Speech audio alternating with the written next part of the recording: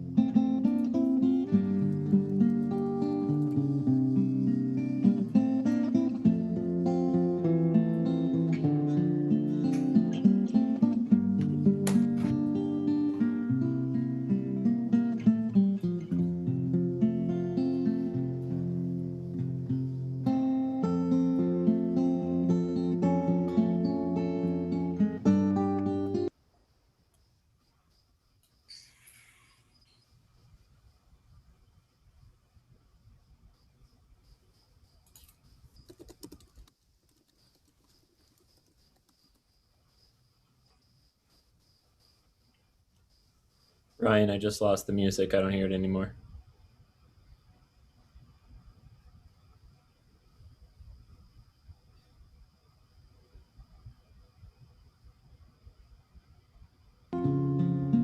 There you go.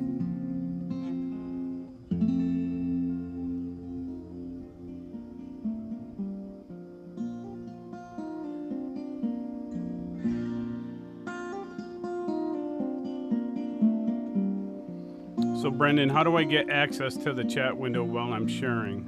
Do I? Yeah, in the very top of the zoom controls at the top of the window, the more button, more dot dot dot, click on it, and then chat's the first option. Thank you. Yep, you can do the same thing and pull open the participants window that way too. So when I tab out of this, it didn't change what you see, right? Do you still see the thing? I still see it, but it's a little twisted, Fuzzy? little distorted. All right, hang on. I'll just get the.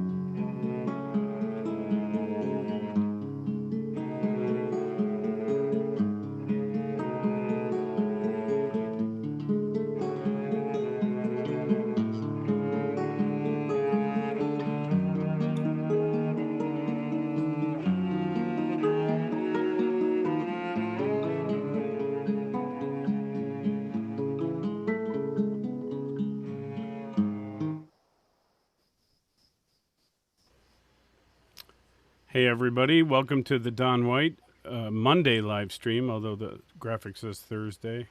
Don will be joining us soon. If you'd like, look in the Zoom group chat area and you'll see links for PayPal and Venmo and also for the Folk Music Society in Peterborough. We'll be back with you shortly.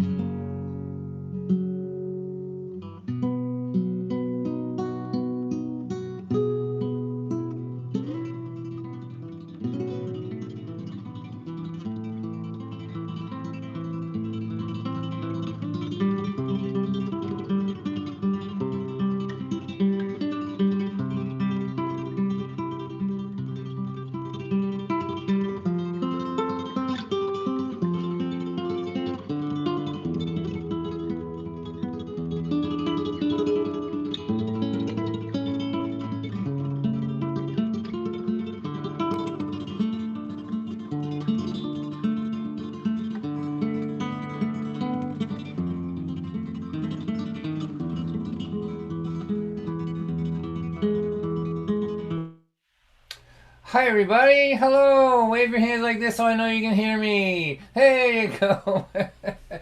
Welcome. Tonight we are so delighted to be putting on a show for the Peterborough Folk Music Society, and we're going to be donating some percentage of any donations that come in to the Monadnock History and Culture Society. We're going to talk about that in a little bit. But thank you for joining us. Thanks for supporting live music. I see lots of my friends here on the Zoom part of this thing, representing many states and countries. And then I also see some friends over on YouTube and on Facebook too. So welcome, welcome, welcome. So how we start these things is let me lay the night out for you. I'm gonna talk a little bit here and teach you how to get a few people unmuted so I can have some interaction. Then I'm gonna hand it over to the MC for tonight, which is Jim Van Valkenburg. He's gonna talk to you about the fundraiser and for the and about the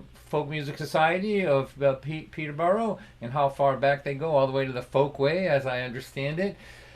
And then Jim is going to introduce our opening act for the night, Wendy, and he'll tell you about her. And then she's going to introduce me. I'll play for about, till about 20 past 8 or so, thereabouts.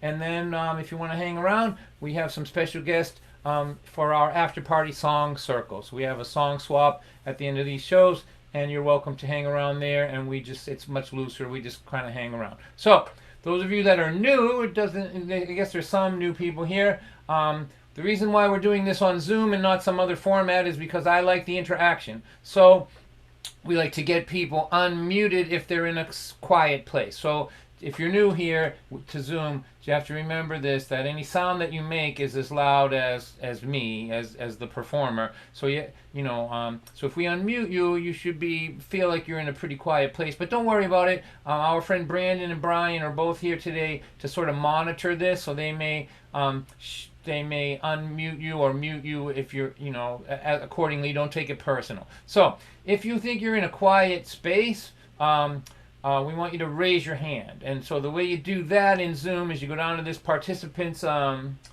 icon down the bottom. It's the two torsos. It says number 15 next to it on my computer. So if you click on that, then you get, it opens a window up, and somewhere on that window is a blue hand. Oh, here we go. Look at this. So here's a little tutorial. So there's the participants icon, and then over here is the blue hands. So if you click on that, that means that you're raising your hand. And so Sarah and some of my friends, will you teach these people how to do this? So just click the blue hand, and then we know that you feel like it's okay to unmute you. There we go. There's Tommy doing it, and a few people. So let's try to get as many as we can.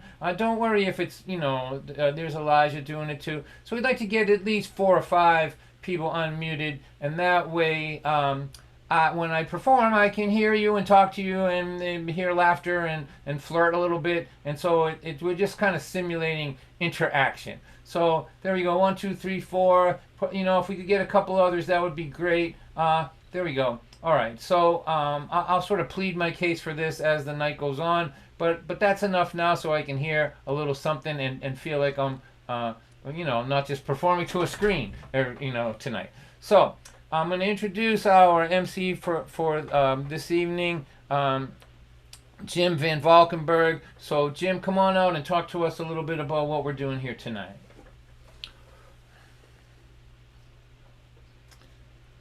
We got to unmute you.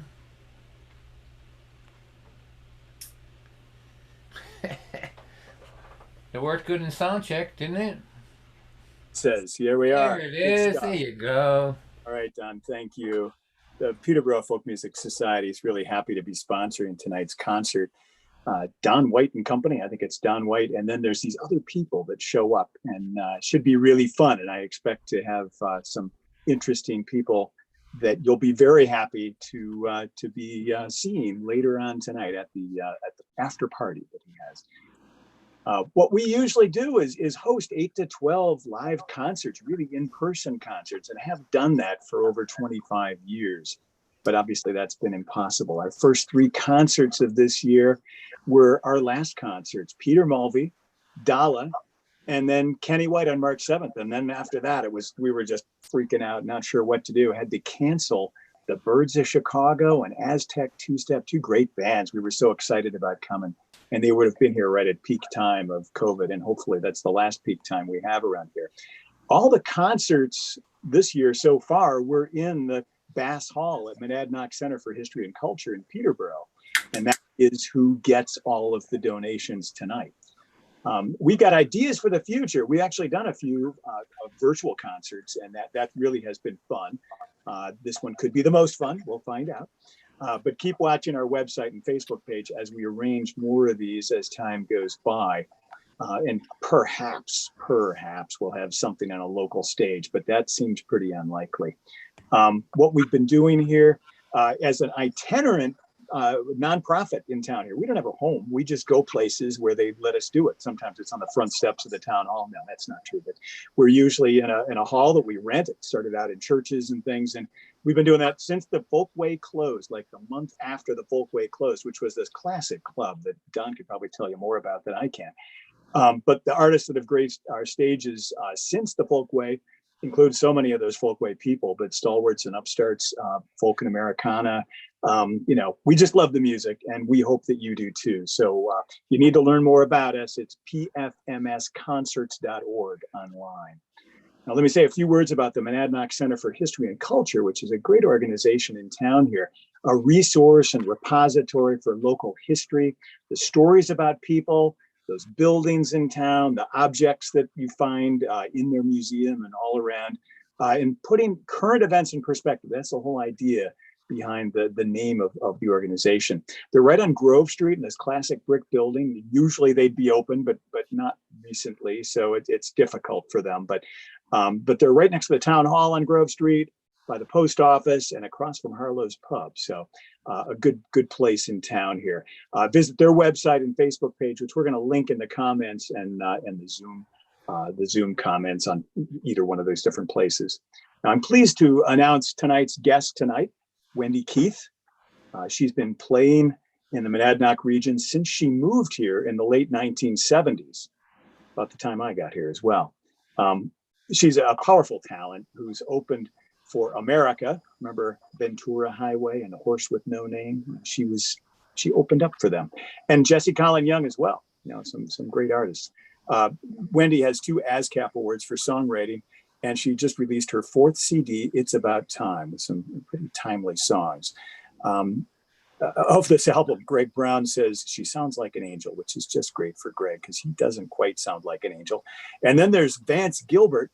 What a voice, hubba hubba is what he had to say about this. So here she is all the way from her basement. It's Wendy Keith. Woo! Hey. Good evening, everybody. I am delighted to be here. Thank you for asking me. And this is a song that's, I wrote this song last summer up at Sam W. With a little cue from Cozy Sheridan. So this is called Everyone Belongs.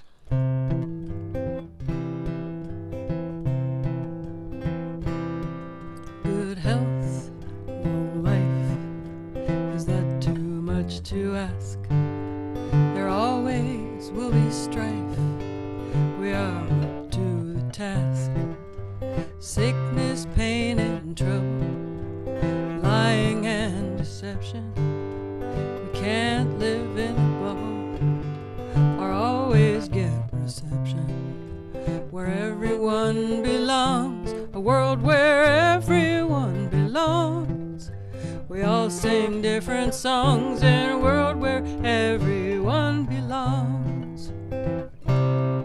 Good to keep our hopes afloat. We do need one good boat with blessings from above. That boat is made of love.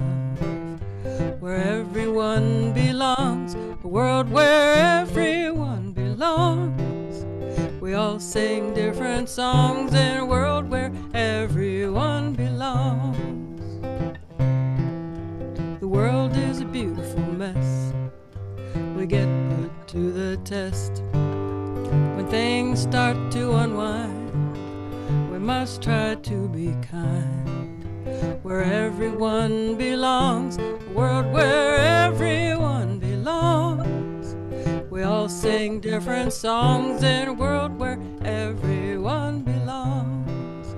We all sing different songs in a world where everyone belongs.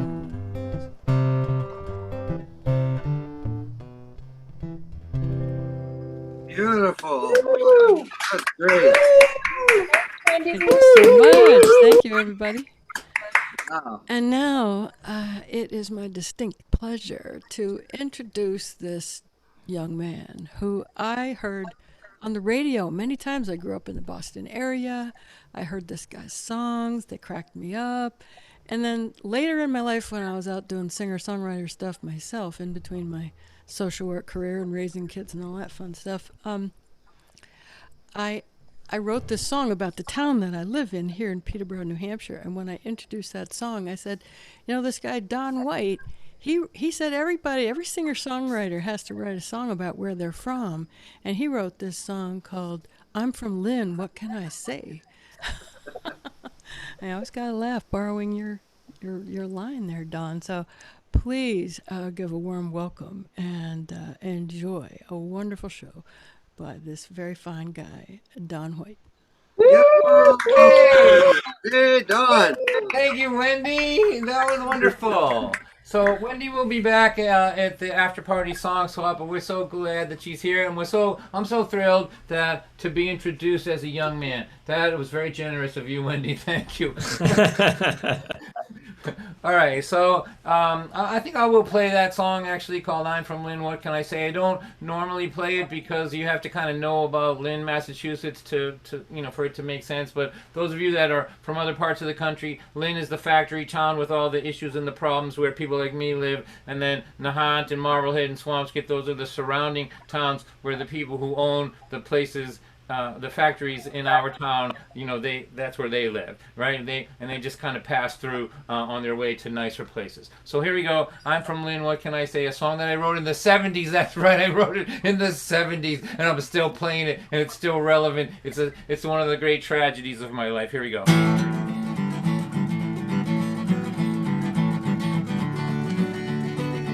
When you write a song about Lynn, it's important to use a 3-chord primal rock and roll progression. That's to stimulate the latent barbarian in the audience.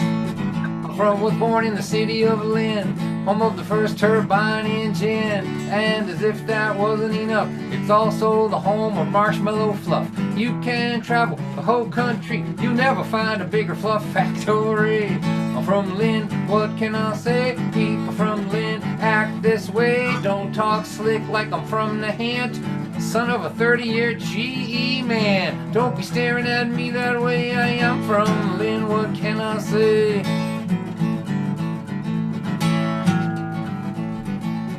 I used to hang around in Barry Park. That's illegal after it gets dark. I would stand on the bleachers where things got smoked and beer was chug-a-lug. Bottles were broke later in the evening when the police come. 27 juveniles are on the run. Juveniles are running everywhere you see, jumping over fences, climbing in trees. But Don White is too loaded to get away. His name is in the paper on the next day. His mother and his father can't believe he would publicly humiliate the family. I have to tell all you people with the little squares above my screen right now that whole verse was a lot funnier to me before I had teenagers of my own. It just seems like a sad legacy now, really.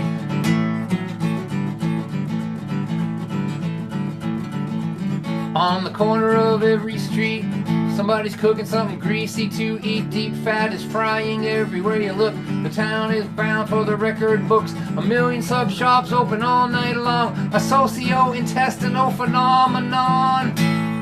Man, I wrote this song in the 70s and I've written hundreds of songs since then, but I still think that socio-intestinal phenomenon is the greatest line that I've ever written. I'm sad to say.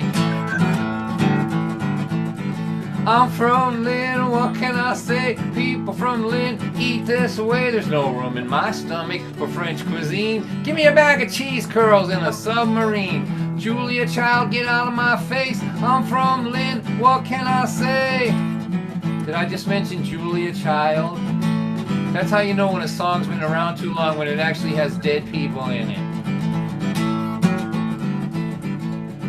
I left Lynn 10 years ago, didn't know where I was gonna go. 10 of my friends were leaning up against a bar and grill. 10 years later, they're leaning there still. Half of my friends who are not on the street are dead in jail or annoying me. And I'm from Lynn, what can I say? People from Lynn act this way, don't talk slick, that's what I said. They won't even let me into Marblehead, they're afraid I'll steal something. And I might. Don't be staring at me that way. I'm from Lynn, what can I say? Yeah, Don. All right. I haven't dug that chestnut out for a while. All right. Our kids are grown, they're both in their 20s. They live at home, they're never gonna leave. Why should they go? They've got it good here, you know. Their food, their phone, their rent is free. They would have to be out of their minds to leave. But I was thinking, what if things were different? You know, living here at... Oh, you got muted.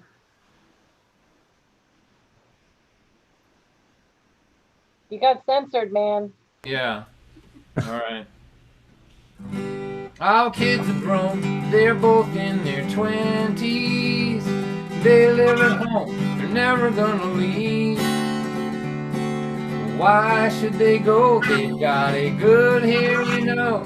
Their food, their phone, their rent is free. They would have to be out of their minds to leave. But I was thinking, what if things were different? You know, living here at home with you and me. What if we decided we could act like they both did when they were in their teens? So wake up, mama, climb out of this window. I have got the key, let's steal our daughter's car. We will both get really drunk, or we'll put a big dent in her trunk. And we'll drive real fast on the thoroughfare. If we get a speeding ticket, hey, we won't care. We'll be the ones up all night acting wild. They'll be the ones up all night worrying. Wake up, mama, climb out of this window. Come on out, be 16 with me. Picture our kids calling all of our friends up, and then asking them if they know where we are. Of course, all our friends will lie. They say they ain't seen us all night, but we'll be standing right beside them while they're on the phone, smoking and drinking and carrying on when we come strolling home on Sunday morning. Around 10 o'clock while the neighbors walk to church. Our kids will ask us where we've been, and then they'll ask us again, and we will just make up a great big lie and swear that it's the truth until the day we die. And they'll be the ones trying to find the truth out, and we'll be the ones who are lying through our teeth. And under pressure, we'll confess that we had unprotected sex. That will gross them out so much they might just start to think about moving out. If turnabout is fair play in this life, then what better way to encourage them to live than to give them both a dose of what it was like to live with them when they were in their teens. So wake up, mama, climb out of this window. I have got the key, let's steal our daughter's car.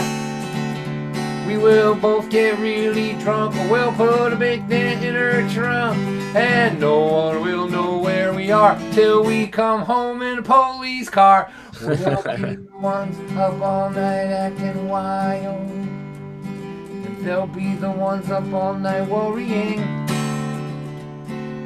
Wake up, mama, climb out of this window. Oh man, be careful. You're not as young as you used to be. That's 40 feet down there. I should have brought a ladder, probably. You know what? The kids are both drunk and passed out. Let's just go out the front door.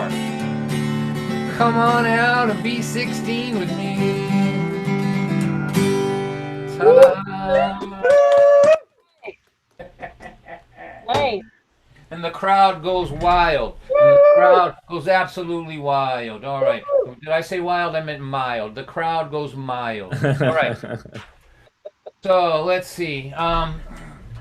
I see over on Facebook my friend Jack Phelan is there. Jack is a GE guy. I think he's still there. I can't see from here, but I'm going to tell a story about my dad. My dad was a General Electric guy. I think Jack just retired from the GE. My dad worked there as a rigger for many years. And so here's a story about my dad, Larry White, the rigger from Lynn, Massachusetts, who worked for 40 years at the General Electric. That's right.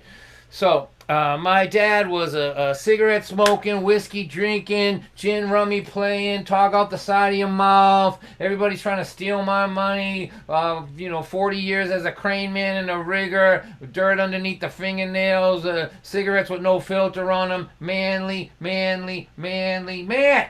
If I ever brought him to a folk concert, especially one on something called the internet, his molecules wouldn't hold together. And so one of the things about him that I love the most is that he was a thinker and he got his way in this world doing whatever he wanted. And he didn't do one single thing that he was supposed to do in order to live a long time. He hadn't cracked a sweat since the 50s. He hadn't eaten a vegetable since World War II. He just smoked cigarettes with no filter on them and ate red bloody meat and just kept on living. That's the way he was. He just kept living that way.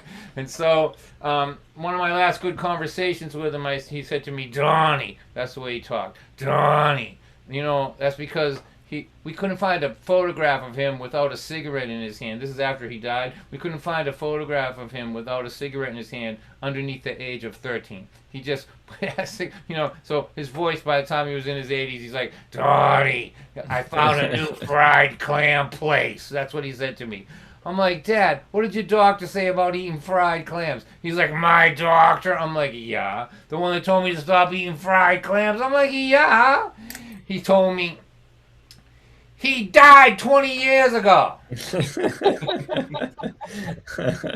want to live to be 80? Let's go get some fried clams. And that's my dad. I'm saying this to all you New Hampshire people because I know you love fried clams up there too.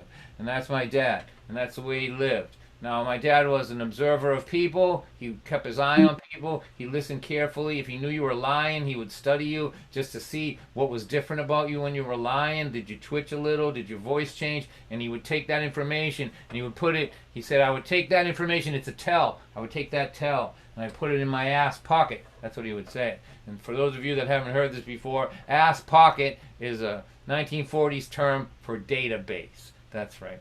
And so he would take that information and put it in his database, and then he would hold on to it till he needed it later. If he saw you lying 10 years later when he was doing business with you, he'd be like, you're twitching. I can see your voice change. This is, I'm on to you. And that's the way he was. So he gathered information quietly, kept it in his pocket, and used it strategically when he needed it. So I'm in my 40s and I go over his house one day and I'm teasing him. That's the other thing about our family. If we're teasing you, that means we like you. And if we're quiet, you really should leave. That's the two things that you know about us.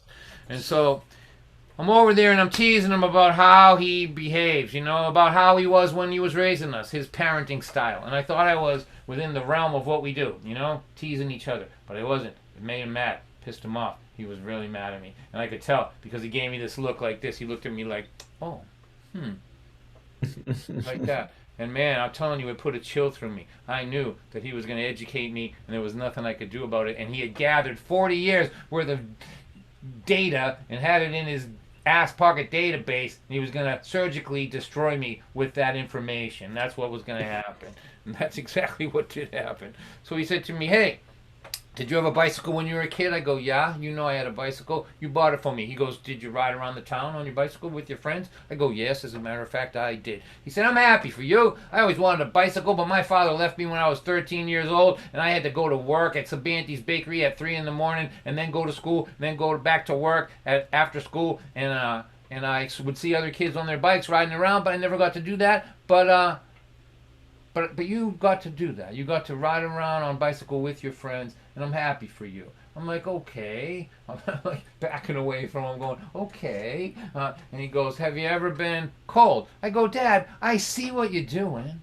He goes, have you ever been cold? I go, no. He goes, I was cold. My mother used to put the Jell-O next to my bed at night because it was colder in my bedroom than it was in the ice box. He goes, well, now I've been thinking about it. There's never been, the oil has always been in the furnace and the radiators have always been warm, and you've never been cold one day in your life, and you had a bicycle to ride around on with your friends. I am so happy for you. So now I started out 5'8" in this story, but he's whittled me down now to about the size of a Ken doll, right? And so I was sitting at the kitchen table, but now I'm standing on the chair, just looking above the top of the tabletop like this. And he comes into the kitchen now, and the sun had gone down, and it was dark in the kitchen.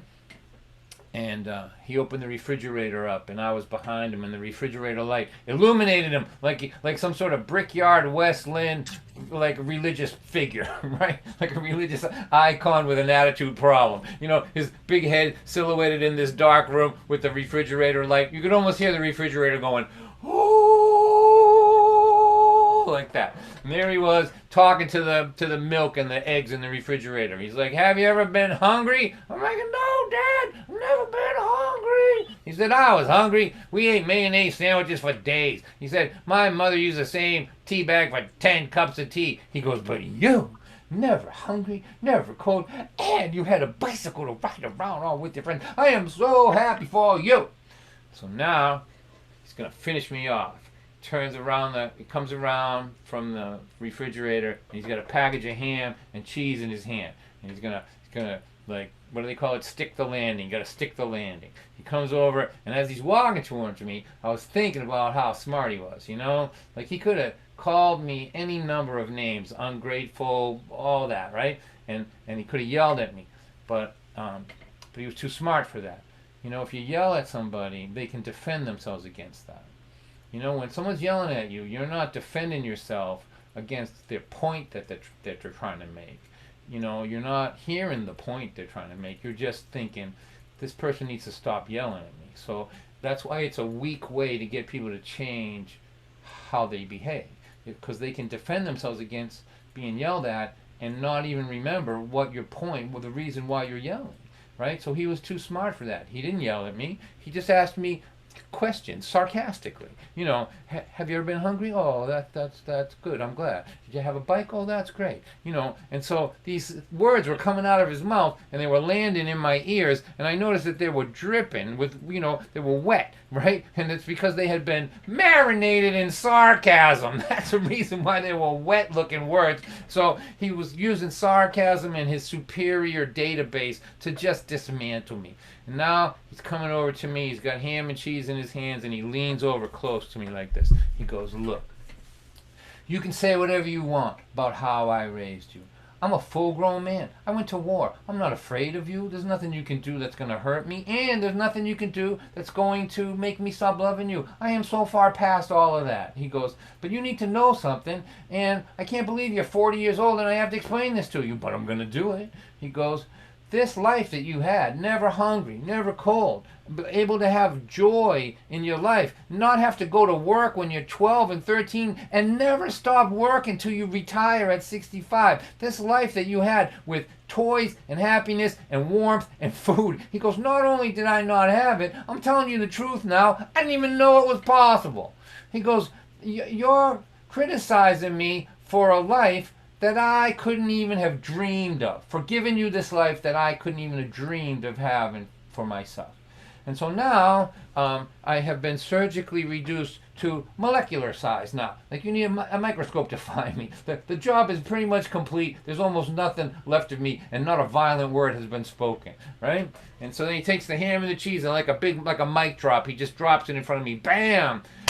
You look hungry, go make a sandwich. And he walked in the living room. He walked in the living room and flicked on Matlock and leaned back in the chair like this, thinking to himself, yeah, that's how you do that. All right, that's my story. I hope you like it. All right. Hey, Don. Love it. Thank you. All right. Nice job. Thank you. So here, I'm gonna play this song. I played it last week, but we had some trouble with the stream, so people on other parts of the thing couldn't see it. So I'm gonna play it again. This is for my wife. This is a song called Two Vagabonds in Disguise. It's about when we were hitchhiking around the country. We hitchhiked for 3 years. Do you believe that? Like it's impossible to believe that, isn't it? But we did. We hitchhiked, and now, you know, when we started having kids, I kept looking at her thinking, people just look at this woman like she's a waitress, and me like I'm a watchman that stays up all night, you know, in the restaurant, make sure nobody breaks in. Like they look at us like we're minimum wage people, but I see her as with the wind in her hair, with freedom in her step, you know, adventurer, you know, just this remarkable partner.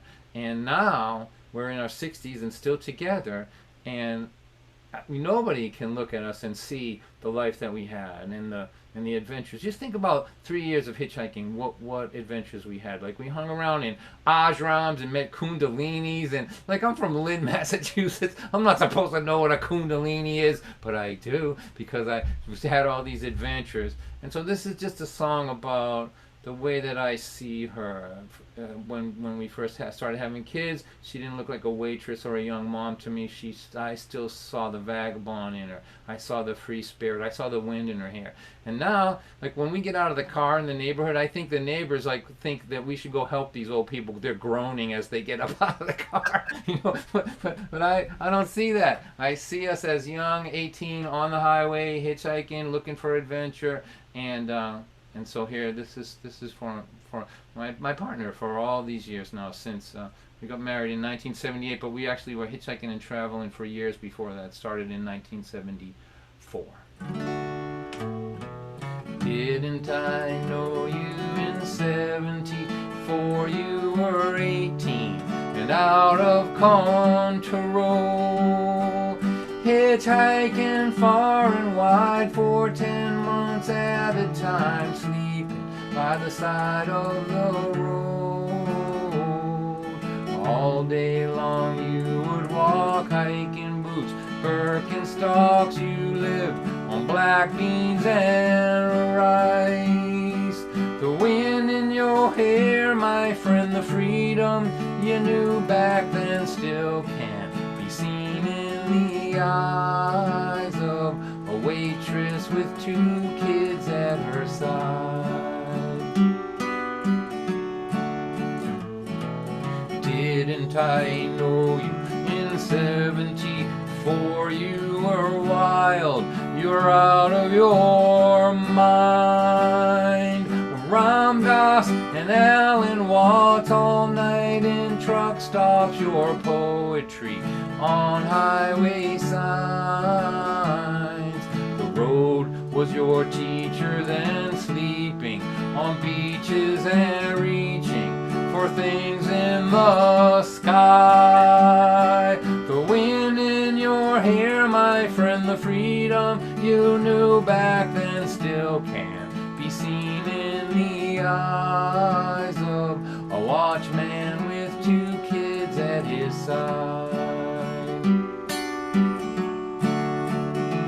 When it's midnight, I work the graveyard shift. Daylight, I sleep, you watch the kids. Noontime, you're ironing your uniform.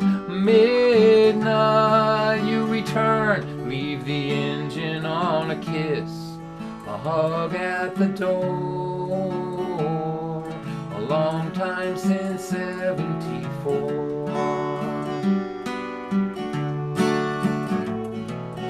I left a note for you, a few things we need to do. It's hanging up on the wall. It says power bill must be paid. Both the kids have been bathed. Your brother from Florida called. And around it goes, where it goes no one knows. Put your feet up for a while. There's wine in the fridge, I'm late. Give me a kiss, you know, in your slow-moving smile. I still see that vagabond child. Didn't I know you in 74? You were wild, you were out of control. Hitchhiking far and wide for 10 months at a time, sleeping by the side of the road. All day long you would walk, hiking boots, Birkenstocks. You lived on black beans and rice. The wind in your hair, my friend, the freedom you knew back then still can't be seen in the eyes of two vagabonds in disguise. When it's midnight, I work the graveyard shift. Daylight, I sleep, you watch the kids. Noon time, you are ironing your uniform. Midnight, you'll return, leave the engine on a kiss, a hug and a sigh.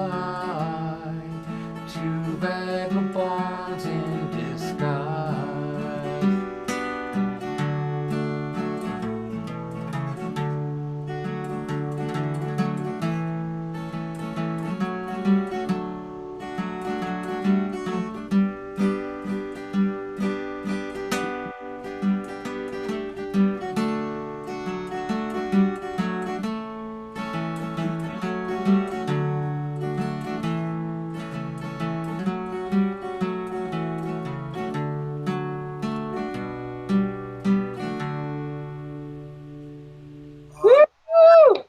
Dawn. Oh, I like to thank both of you too. Oh, Great. You see those two cuties there? Could you have driven past them? No, you would have picked them up for sure. Right. I gotta tell you, I played that song last week, but prior to that, I probably hadn't played it for 15 years, and now I'm just a very emotional old man at the end of it.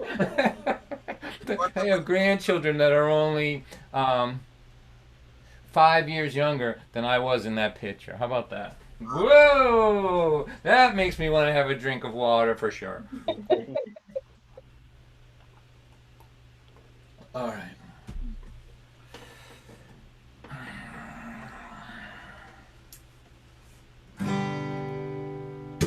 What's the stat? Who lives in New Hampshire? Listen, unmute yourself and answer this question for me. What's the legality of weed in that state? Like, is it legal? Is it semi-legal?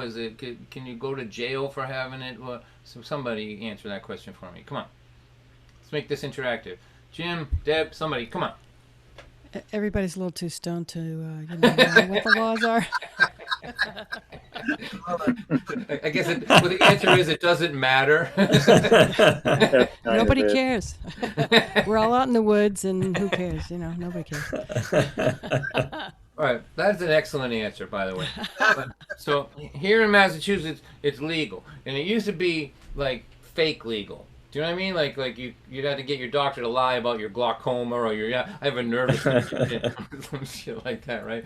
But now you can just walk in like the equivalent of a liquor store and buy it. I have to say this. I'm okay with it. I think it's okay. I don't smoke it myself, but I'm glad that it's legal. Good.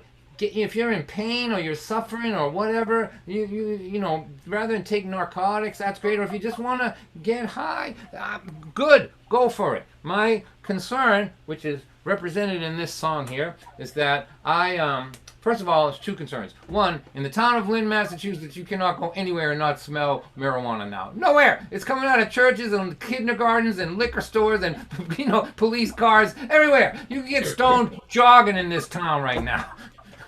So that's one concern. I'm concerned for the joggers that they're becoming less and less coherent, and nobody knows why. I know why. It's because they're jogging past, you know, kindergarten or someplace where they're picking up a contact high. But the other thing is conversation.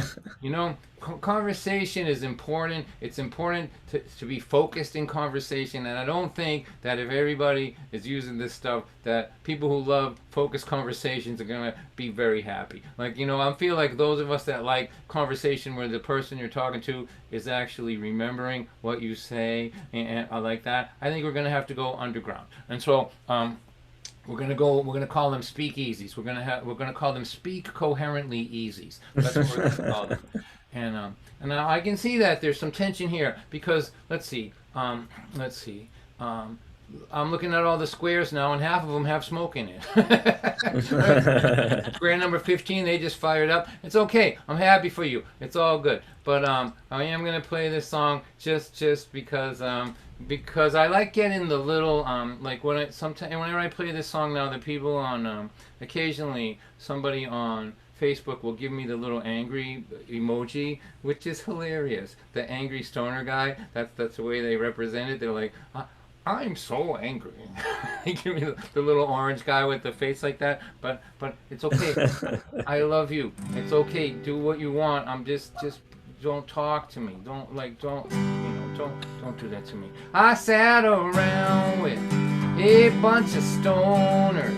I listened to them talk all night long. They were sure that their conversation was deep with meaning. They were wrong. 'Cause when you smoke it, it makes you stupid. I thought you knew it, but I was wrong. We're not having a conversation. This is nothing at all. My friend Harry, he lit up a fatty to celebrate my brand new job. I watched his brain float out of my window. He left me talking to an empty blob. 'Cause when you smoke it, it makes you stupid. I thought you knew it, but I wasn't wrong. We're not having a conversation. This is nothing at all. I'm gonna get into I have to get into character for this part here, so I'm gonna droop my eyes a little. Well, no, I'm gonna droop my eyes a lot. And I'm gonna slow the song down to stoner speed. Wait a second. That's still too fast. Wait a second. Here we go. Alright, so here we go. We're in the basement. We're all teenagers. We're having deep thoughts under the cloud. This is what it sounds like. What if our whole life was just a dream, man? What if we're dreaming this right now? I forgot what I was just saying. Let's order pizza. 'Cause it makes you stupid. I thought you knew it, but I wasn't wrong. We're not having a conversation. This is nothing at all. It cures glaucoma, and it cures insomnia. And some people say that it is a cancer cure, but it does not cure incoherent conversation, that's for sure. Woo! Good job, Don. Let's order pizza. Come on, let's order pizza. All right. Wow. All right, so this is what's going to happen. Boys and girls, ladies and gentlemen, I am going to sing a song, one more song here, and then we're going to take a break, but it's not going to be an intermission. What it is going to be just enough time to sort of pass the hat. So those of you that are new to this series, I normally do these on Thursdays, but I do them on Monday sometimes too. So whenever I perform, here's the deal. You are welcome here if you don't have any money. Man, I have been without money so much in my life that my heart is right where you are. If you're out of work or struggling, you just keep your money in your pocket and you're welcome here. I love you. If you're in a position where you can, where you're doing okay, if you want to donate, we're going to put a screen up. It's going to have a Venmo, PayPal, and a written a place where those people that are my age who can't figure out PayPal and Venmo, you can put a stamp on an envelope, take a pen, like an ink pen with ink in it, and write a check out and mail it, but the way they used to do in the 1800s. That's right. So we give you those three options, and a hunk of the money, part of the money will go to the Don White Ramen Noodle Fund to make sure that we have ramen noodles here at the Don White abode. But a hunk of the money is going to go to the Peterborough group, and they are going to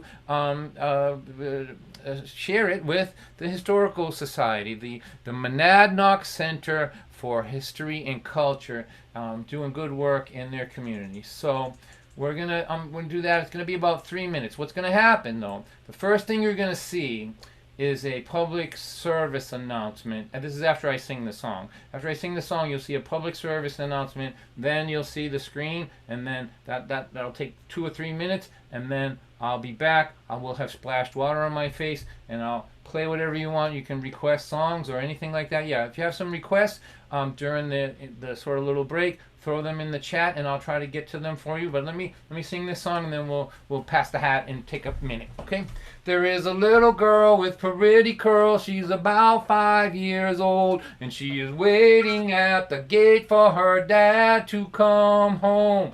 When he pulls around the corner in his shiny white car, she feels the magic light up in her heart. And he picks her up and he holds her. He says he missed her. He's glad that she is here. As the child lays her head on his shoulder, she whispers these words in his ear. Daddy, I know exactly what love is. Love is real simple and true. Love is this feeling my heart gets when I'm being held close by you. Now she is 20 and there's plenty of love everywhere. She's getting married, so her family and her friends are all there. They've gathered this morning to stand at her side as she waves goodbye to this time in her life. And they each take a moment to hold her and to tell her what she means to them. In a world that seems to keep getting colder, she has been blessed with a warm family and friends. She says, I know exactly what love is. Love is real simple and true. Love is this feeling my heart gets when I'm being held close by you. Now they are older and no one told her it got crazy like this. They're going to night school, they're working jobs too. They're raising 3 kids. The youngest one is crying with a bruise on her knee. She needs attention and she needs sympathy. And when she picks her up and she holds her, that old magic lights up in her heart. And as the child lays her head on her shoulder, she knows exactly why they're working so hard. Little girl, I know exactly what love is. Love is real simple and true. Love is this feeling my heart gets when I'm being held close by you.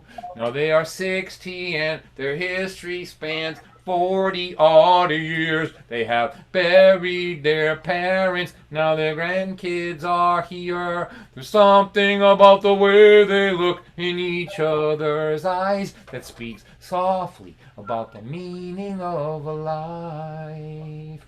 And when he puts his arm out to hold her, it feels so familiar and warm.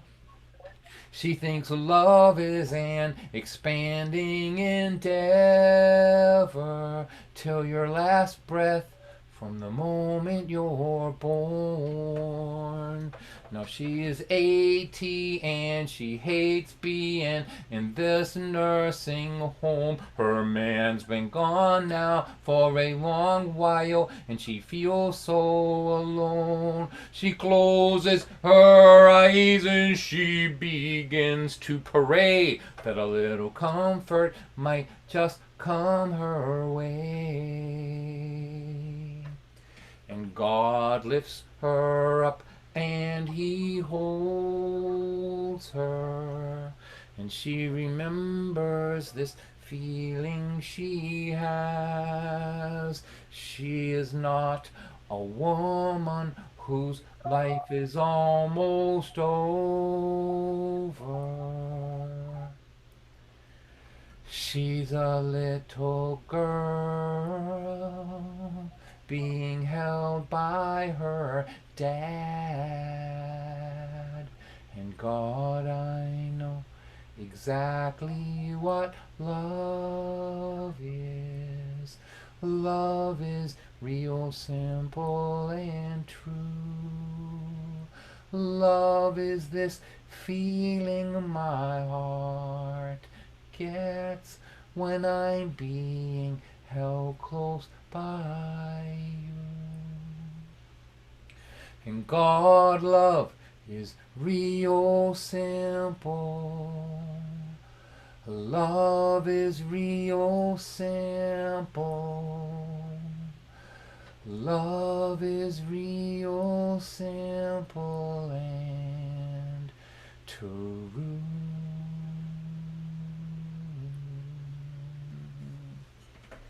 Beautiful. Don, thank It was you. wonderful, Don.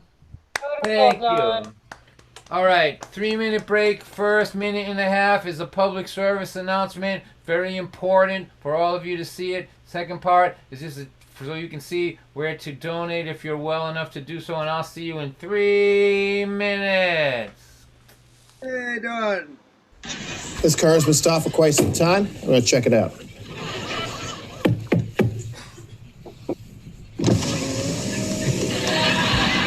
Excuse me. Have you been smoking any pot today? No. Well, you've been stopped here for 15 minutes. Can you tell me why that is? We're waiting for the stop sign to turn green. How high are you? Hi, how are you? No, I said, how high are you? Hi, how are you? This cop is so friendly, babe. Okay, I am going to have to conduct a pot sobriety test. Oh, man, I'm too high for that. Blow into this? Hey, is that a breathalyzer? No.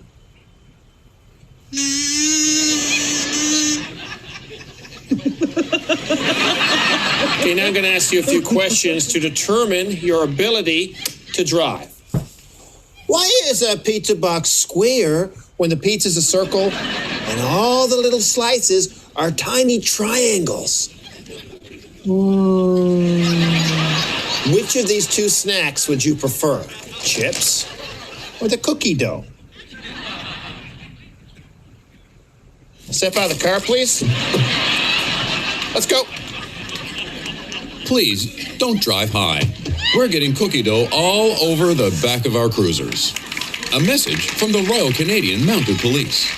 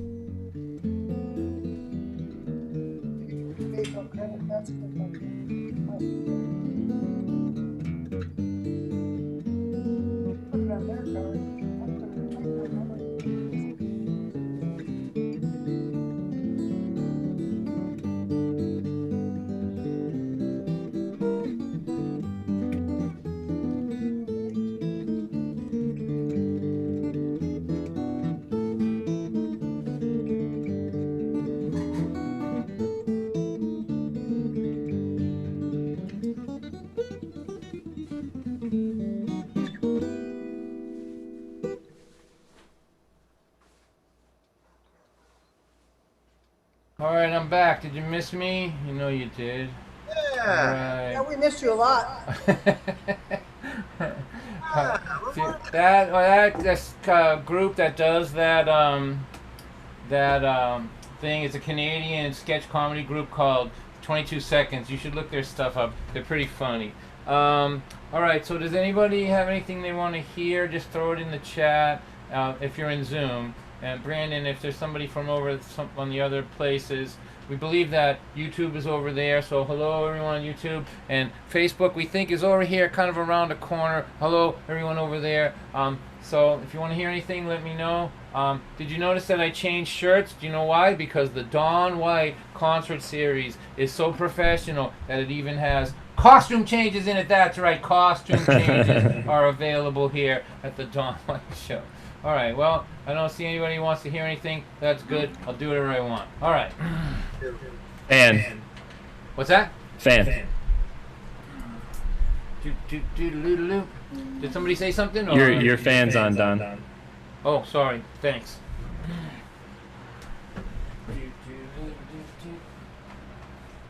We're all his fans, Brandon. I was going to say, fans? Yeah, what are those? All right. All right. So, here.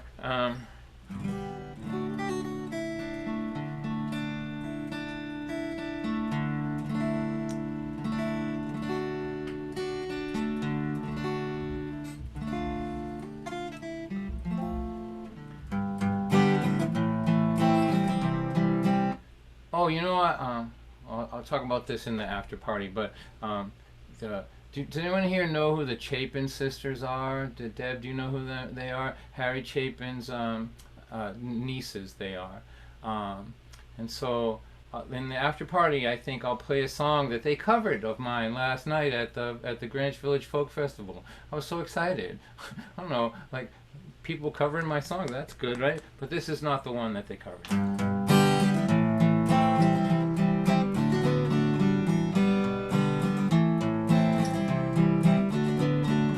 Jenny's grandma went to Woodstock in 1969. She keeps a ticket stub and a chunk of mud at her house in a little shrine. She was always the girl in the hippie dress twirling at the shows by the Grateful Dead. If you ask her about it, you better sit down, Grandma will talk the ears right off your head. If you get her talking about the Grateful Dead, the Summer of Love or the Kool-Aid acid test. Jenny was always in the glory when she could hear the stories from her grandma's hippie friends about peace and love, taking care of one another, how great it all was back then. And at night she would dream of being on the bus with Keezy, seeing Jimmy in 69. But when she wasn't dreaming, she always had the feeling that somehow she'd been born in the wrong time. You know, you should have been 20 in 1969. All the gray-haired hippies say that all the time. But the cool grandchildren of the cool young women who danced in the Woodstock mud are sleeping on the beach in Montezuma, Costa Rica, having all kind of fun singing. There's only 1 minute, if you're not living in it, it's never coming back again. Love your grandma, but Baba Ram Dass never said, be there then.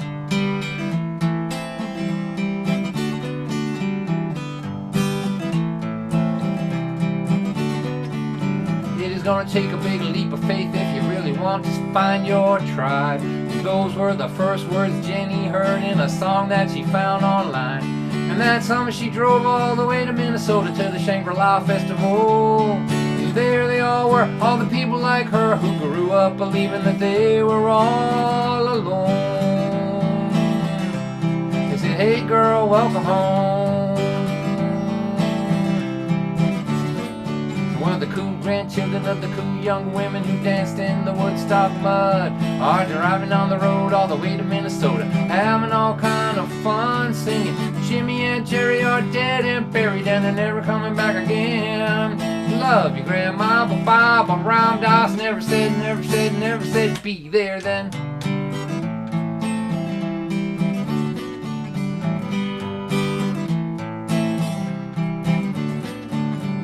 Jenny's grandma went to Woodstock in 1969. Since then she believed there was never gonna be a better time, and that's alright. But if you don't take a big leap of faith and get out there and find your scene, it will pass you by while you are trying to find your grandma's long gone Woodstock memory. Her Woodstock memory. While the cool grandchildren of the cool young women who danced in the Woodstock mud are living on the beach in Montezuma, Costa Rica, having all kind of fun singing. There's only 1 minute, if you're not living in it, it's never coming back again. Love your grandma, but Baba Ram Dass never said, be there then.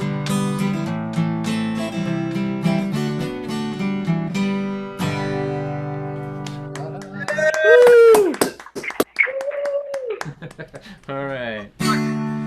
I've got $300 bills that are all brand new. They are begging me to think of something cool to do. How about I'll take you downtown and spend them all on you? I don't want to stay home tonight. Of course, I wrote this song back when you could go downtown, but I keep practicing it. It's because I want to be in shape for when it's time that I can take my wife out and spend a bunch of money on her and get in a place full of lots of people dancing and singing. All right, so let me start this again. I've got $300 bills that are all brand new. They are begging me to think of something cool to do. How about I'll take you downtown and spend them all on you? I don't want to stay home tonight. We have worked so hard for so many years. years. Built a home, a life, a family, and 2 careers. Saved our money for the future. The future is here. I don't wanna stay home tonight. I can't stay home again tonight. I can't stay home again tonight. I can't stay home. Can't stay home. I need you and me. How it used to be every week on Friday night. There is so much history that only we can see. Can't stay home again tonight. Me and Michael, Johnny, Richard, Ruthie, and Joan all had bouts with cancer last year, you know. If cancer was a man, I'd punch him in the throat. I don't want to stay home tonight. Time isn't sentimental, it doesn't seem to care about your plans or your hopes and dreams. It just keeps track of your minutes, then it wipes the slate clean. I don't want to stay home tonight. I can't stay home again tonight. I can't stay home again tonight. I can't stay home, can't stay home. I need you and me. How it used to be every week on Friday night. There is so much history that only we can see. Can't stay home again tonight. Well, I know we can't party like we did before. Can't stay out till 4 in the morning no more. But the house is paid off and the kids are all grown. What the hell have we been working for? Let's take a nap, take our inhalers, take a multivitamin, and then go out to hear some music with all of our friends who didn't die from the way we used to party back then. I don't want to stay home tonight. Time isn't sentimental, it doesn't seem to care about your plans or your hopes and dreams. It just keeps track of your minutes and it wipes the slate clean. I don't want to stay home tonight. I can't stay home again tonight. I can't stay home again tonight. I can't stay home, can't stay home. I need you and me. How it used to be every week on Friday night. There is so much history that only we can see. Can't stay home, can't stay home. I can't stay home again tonight. Yeah. Woo! But of course I will be staying home. Alright, so I'm going to play 2 more songs and then we'll take just a couple minute break and then we'll have our after party. We have some really fun people coming to it. But you don't have to, you can hang or not. Brandon, have you let people that are watching from other places know how they can come into this part here today? Yep, repost right now. Okay, so those of you that are watching on YouTube or Facebook, if you want to pop into the Zoom part of this, that'll be in your chats out there. But I have to tell you, I've been, it's a very interesting life. I'm kind of a footnote in this business. Like, I'm not, I'm popular in like little circles. But I have an interesting life. It's an interesting life. And so last year, Christine Lavin invited me down to Beacon, New York, to a venue down there that in Beacon, New York is where Pete Seeger lived, and it was his 100th birthday. And he was, of course, deceased then, but all his family and his friends were there. And I got to play music for his friends and his family, and there was a lot of people there, a lot of the New York folk group, especially going all the way back to fast folk and all that. David Massengill was there, and Tom Chapin was there, and a bunch of people. And everybody talked about Pete Seeger, the guy who cleaned up the Hudson, Pete Seeger, the guy who wrote children's songs, but I always felt like the best Pete Seeger, or my favorite one, was the guy who fought for working people, who went and protested and worked for unions and got himself in trouble with with McCarthy and all that stuff. That wasn't because he was cleaning up the Hudson or writing children's songs. That was because he was threatening power. And so I wrote this song and I played it, it went over pretty well. And Tom Chapin asked me to give it to him, and he gave it to his daughters. They're called the Chapin sisters, and they've been playing it, and they're going to record it, I think. But they played it last night. I got to hear their version of it at the Greenwich Village Folk Festival. So I want to play this here for all the working people in this world who are working hard, so here we go. This is it's kind of Pete Seegery a little bit, this thing here.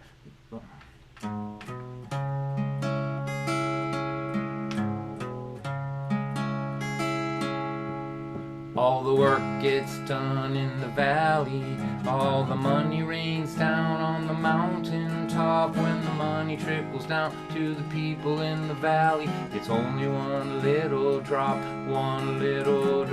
to feed the family, one little drop to pay the medical bill, one little drop to pay the mortgage to the banker who sold it to the man at the top of the hill.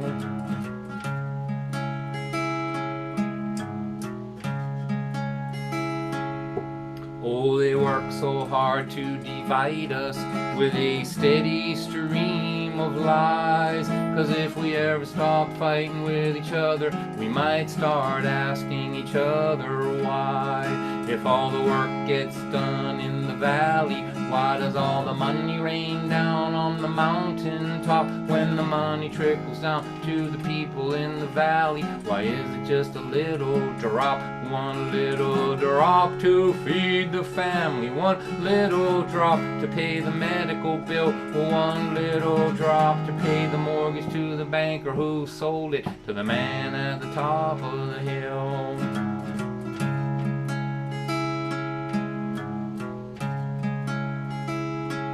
Just keep buying those politicians and those TV newsmen to make them say every day that my problem is my neighbor, when I know that my problem is you. Just keep lying about corporate tax breaks, how the jobs are gonna trickle down. But beware of the day when the people say that they are sick of being trickled on. One little drop to feed the family, one little drop to pay the medical bill, one little drop to pay the mortgage to the banker who sold it to the man at the top of the hill.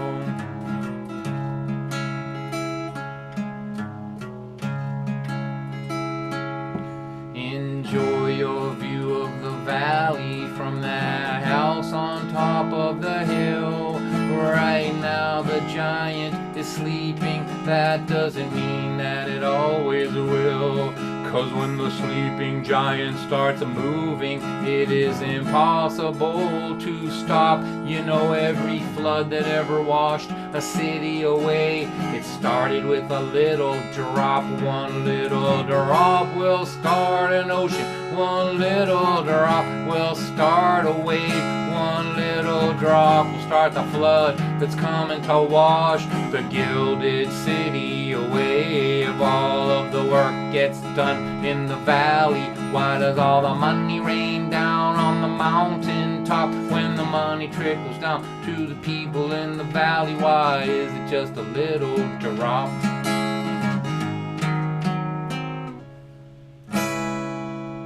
Woo! All right, thank you for coming out tonight. Let me do this one more song. We'll take a 2-minute break so you can donate and help out the causes up there in Peterborough, New Hampshire. Then if you want to hang around, we have some really cool and interesting folks. We're going to get Wendy back to sing for us, and then do a little song circle and find out what other people are doing and how you can find them. So thanks to everybody involved in this, and good luck to the Peterborough Folk Society. You guys are fantastic and lovely, and I'm so happy that they're doing okay up there, and I can't wait to open your doors and get back up in there, and the best to everybody up there. It's just an extraordinary group. So Yeah.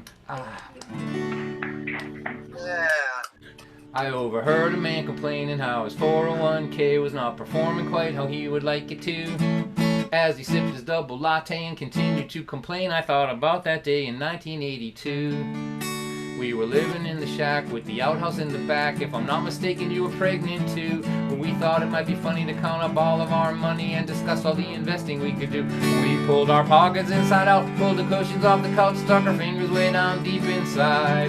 And then we emptied out the pockets of the jackets in our closet, but not a single penny did we find. So after the realization our financial situation was not conducive to investment at this time, we decided to invest in what we've always done best. Danced around the kitchen for a while, we do the victory dance. When life is such a mess, we don't know what else to do. We do the victory dance when being penniless became literal to me and you. Where you could jump off of a building, take a bunch of pills, you could walk around in a trance. But if you wake up in the morning on the right side of the lawn, go on and do the victory dance.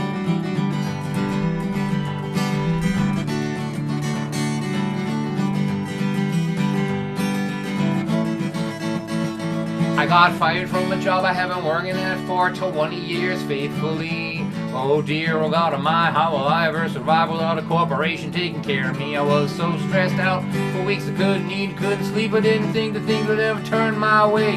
And then a couple months went by, I began to realize, man, I really hated working at that place. So I started working for myself, improve my mental health. Now I'm happier than I've ever been before. Oh dear, oh my, oh God, I should have quit that stupid job 19 years ago. Do the victory dance. My life forces me to go out on my own. And then I just declare victory and I march my army home. There are things you can't control, things you'll never know. Things are always left to chance. But if you wake up in the morning on the right side of the lawn, if you're a clerk or you're a farmer, work from home in your pajamas. If your health is getting worse but you can still flirt with the nurse. If you lose your money, but you still got your honey. If you lose your honey, but you still got some money. If the world has gone to hell, you can't find Purell.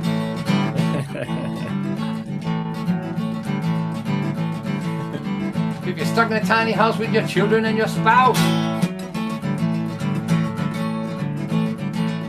If they canceled all your shows, and you've got nowhere to go, now you're sitting in your room playing concerts on something called Zoom. What?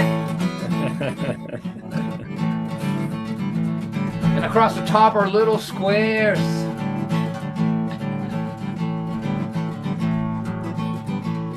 And all your friends are trapped inside of there.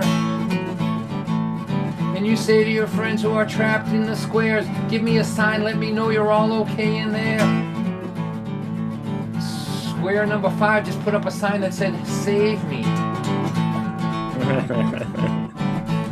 And you wonder what it means to play songs to a computer screen. You know, trapped in a square on a computer screen is just a metaphor for quarantine. If you lose your money, but you still got your honey.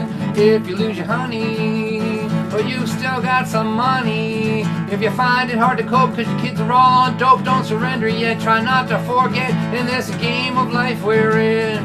In this game of life we're in. In this game of life that we are in. If you don't die, you win.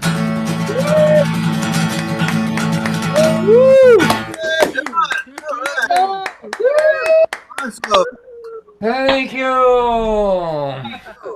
All right, listen.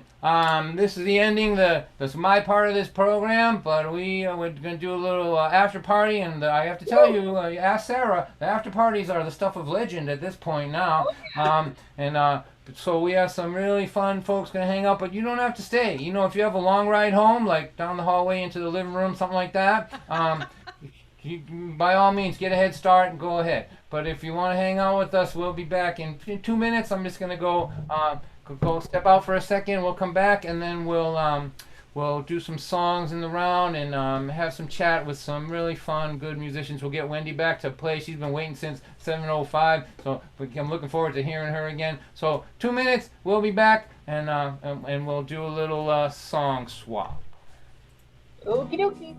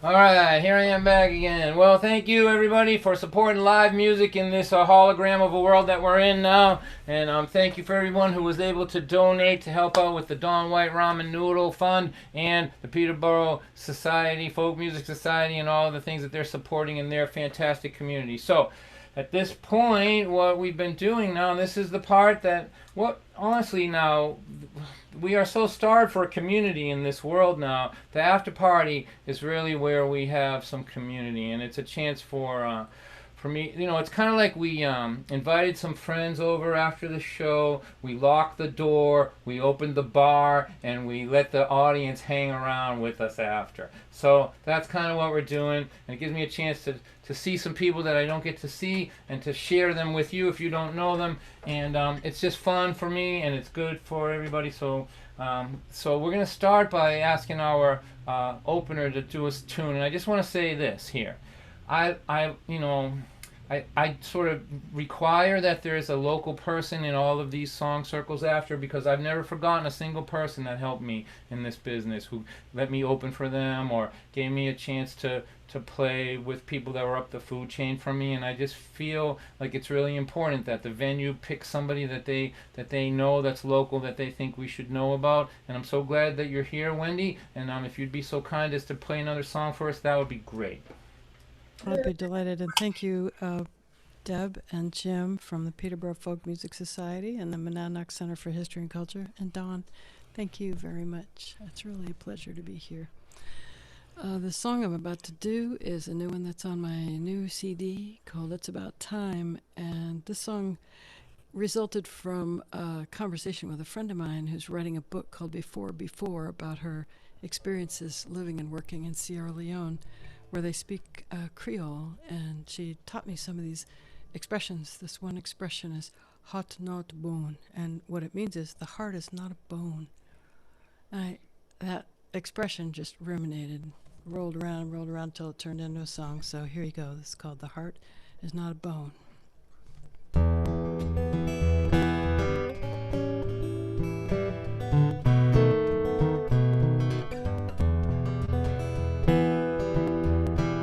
Shrouded in my body, deep beneath my skin, beating in the shadows, darker than a sin, beats right through the trouble, beats all through the night. Underneath the rubble, reaching toward the light. I may not have the answers or how to carry on. The sculptor finds a dancer hidden deep in stone. Don't try to tell me we're meant to be alone, for what binds us together is what will bring us home. It isn't hard, it's soft, it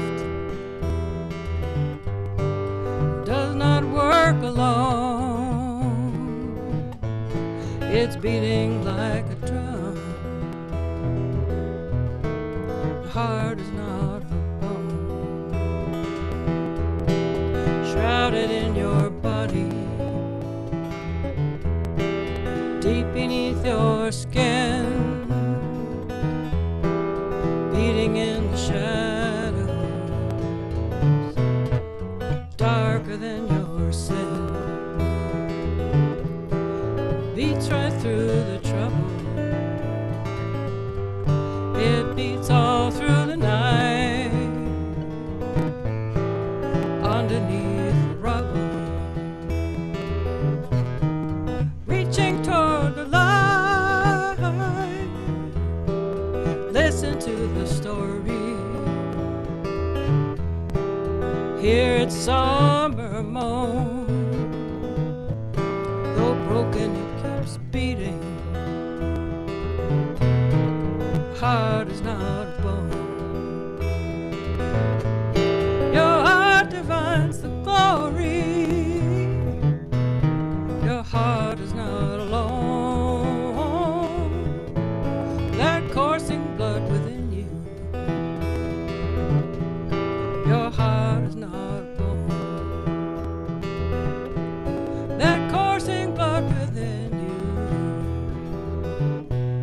Your heart is not a bone. Nice. Woo! Cool. Beautiful. Great. Thank you all so much. Wendy, that was Absolutely. lovely. That was just beautifully done, nicely put together. Thank you so much. Will you hang around if we go around one more time, play another song for us later? I think I might just hang around. Sure, I'd love All right, good. I'm glad you're not too busy. That's good. All right. to. No, so not right now. we caught you at a time when you weren't too busy. That's good. I seem to have a pretty light schedule.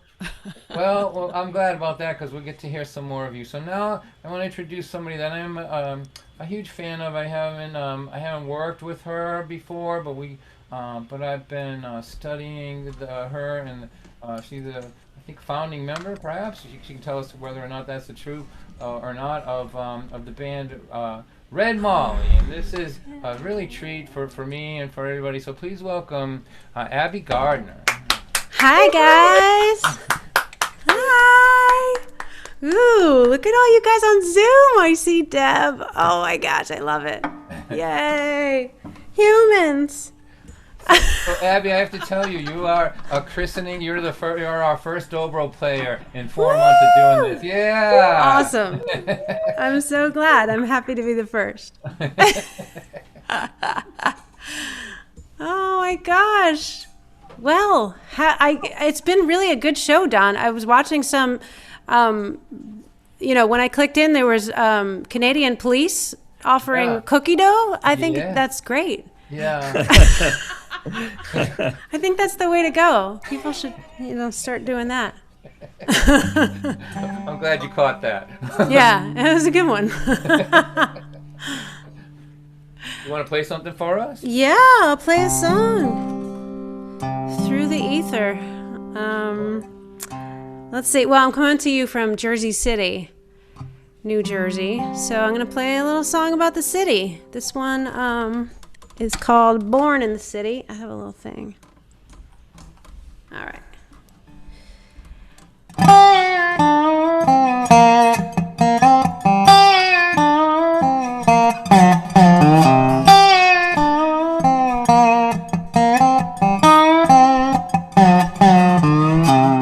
Come on in, sit down at my table. Ain't nobody that I would not feed. Bring your favorite dish if you're able. I don't care if you look like me. Hope you don't mind if I don't speak your language. Have another plate of my rice and beans. All my friends are here at the banquet. Everybody knows what hungry means when you're born in the city. Born in the city, oh, just like me.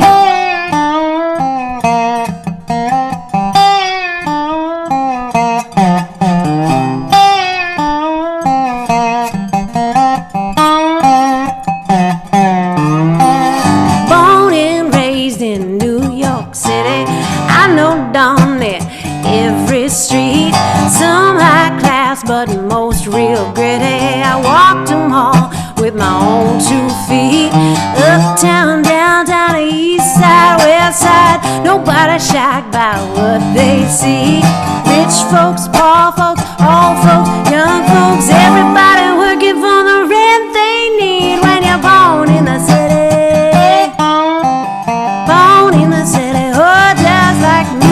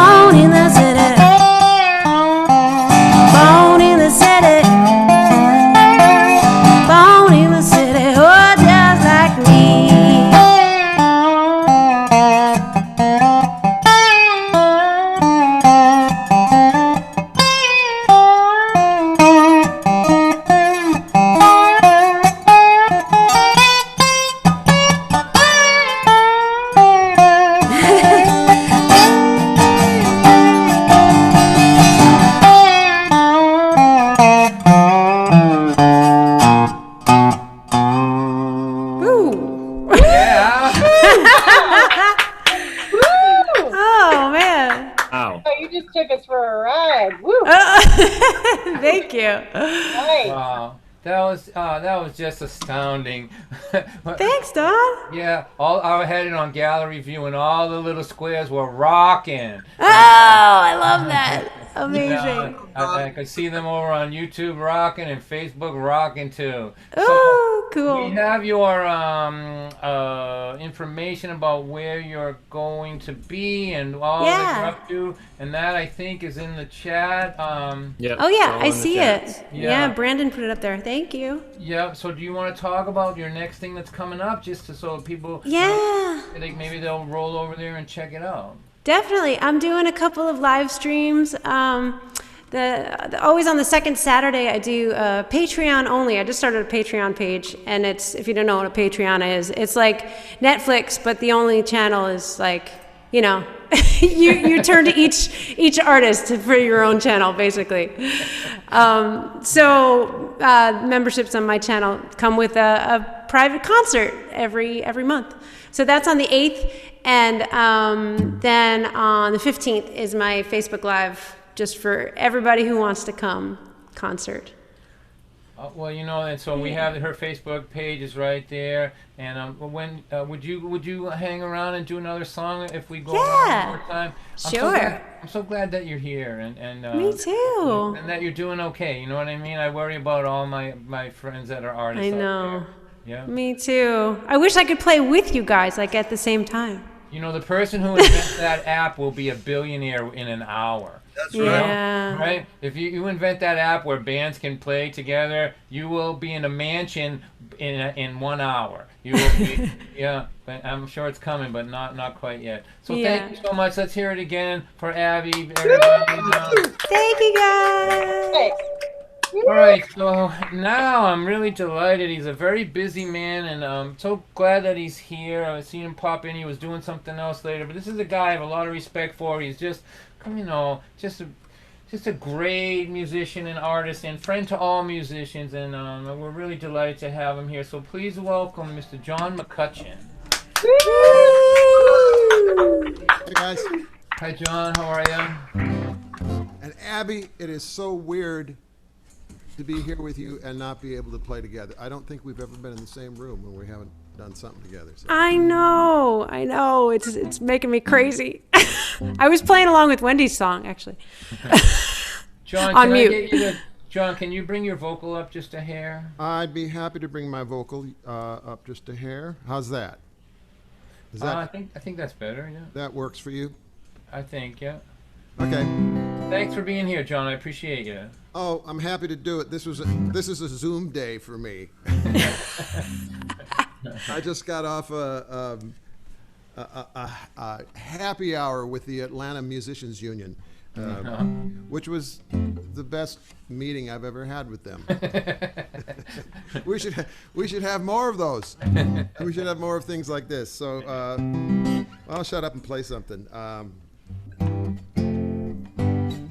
One of the last times I was with Abby was a number of years ago. We were both in Australia, and after the Port Fairy Folk Festival over Labor Day weekend in Victoria, down there we were at a party. It was a great party, and that's where I was when all this started. And I finally made it home in mid-March and immediately went into quarantine.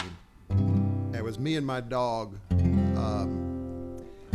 At a little cabin that I have up in the North Georgia mountains, and in the course of the 3 weeks I was up there, I actually wrote an entire album by accident. Wow. And this is the last song that I wrote, so you kind of get the timing of when all this happened.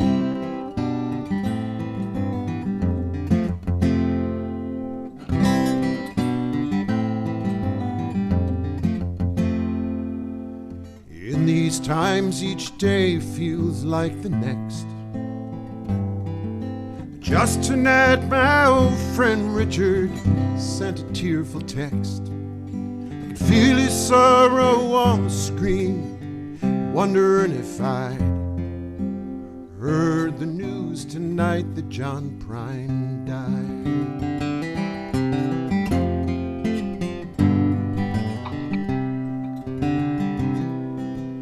Seemed to pluck his songs out of thin air.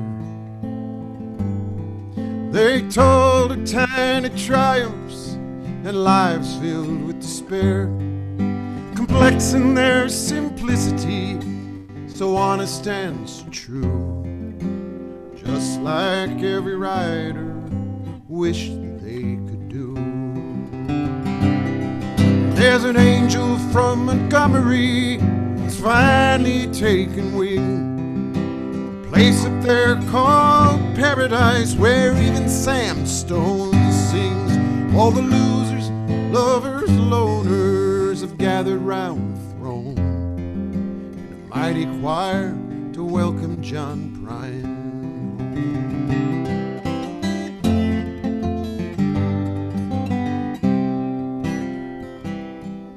I remember a night, a bar in Cambridge town.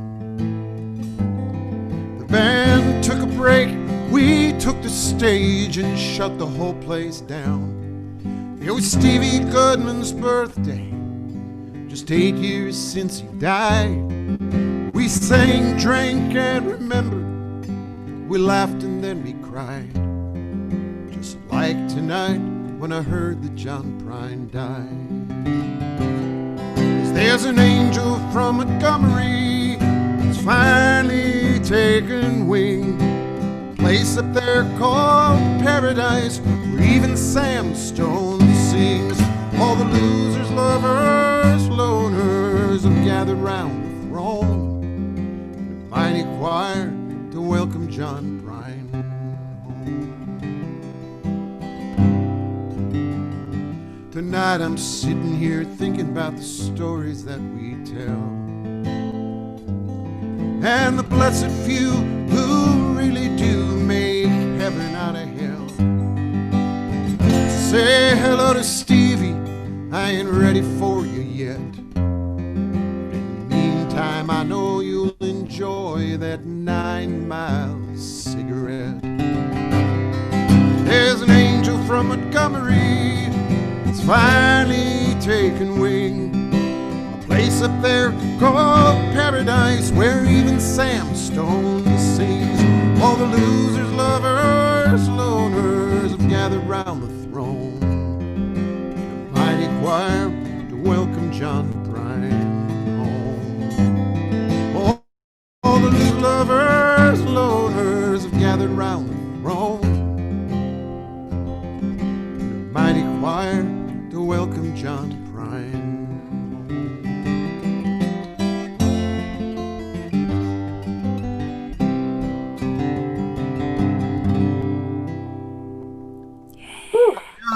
Yeah! Woo! Yeah.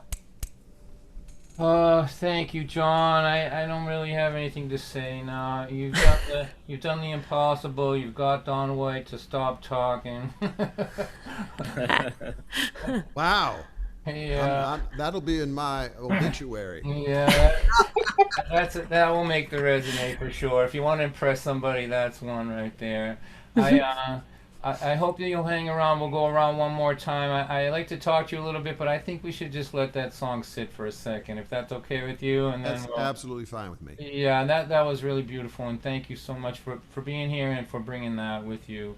All right, so Wendy from New Hampshire, we'd love to hear another tune from you, if you're okay with that. So what you're saying is I have to follow John Mccutchen. Is that what you're saying? Somebody has to do it. Well, I will confess. I'm going to. I took a cue from Abby, and I was playing along with John Mccutchen. So now I'm going to claim that I played with John Mccutchen. You were his opening act. And I'm going to claim that I played with Well, Wendy there's Keith. that too. I know. I'm gonna go get my guitar now. Extending my resume like crazy tonight here. So I'm thrilled to say that Kate McNally played this song last night on the Folk Show on New Hampshire Public Radio, which anybody's welcome to stream anytime you like. And this is a song that I wrote to follow up on that little expression that people say to their kids, or to anybody that you really love. I love you to the moon and back, and to all the stars in the sky. And this one's for the big full moon, the sturgeon moon tonight, which is this is kind of a sweet little song. It's for anybody, but it could be for kids as well. And I sang this for my grandson, who's almost 6 years old. He's got curly red hair, and he's a little wisecracking little fella. And I had him in the car, and I sang the song to him, and he was strapped in. He couldn't get away. And I sang the whole song, and I said, "So Cold, do you like that song?" And he says, "No." But, that's the way it is. Everybody's a critic. So this is called "I Love You to the Moon and Back."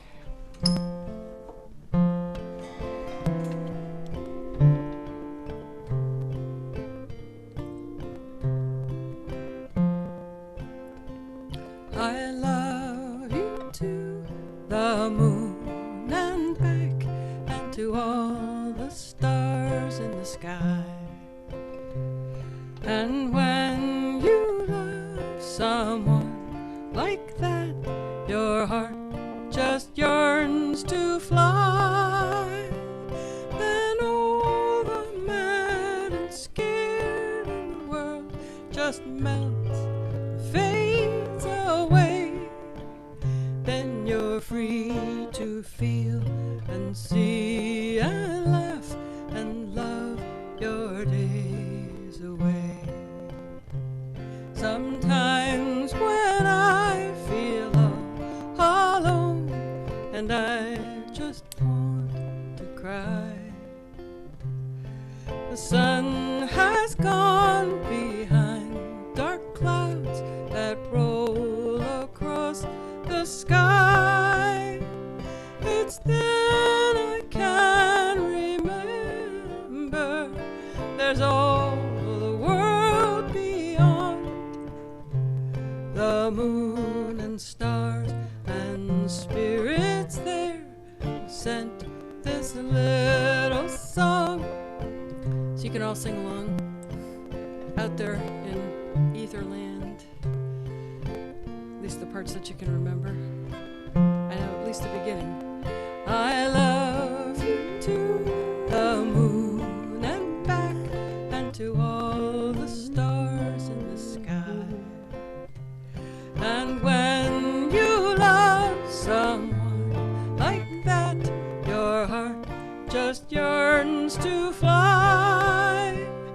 Then all the mad and scared in the world just melts, fades away. Then you're free to feel and see and laugh and love your days away. Then you're free to feel and see and laugh and love your days away.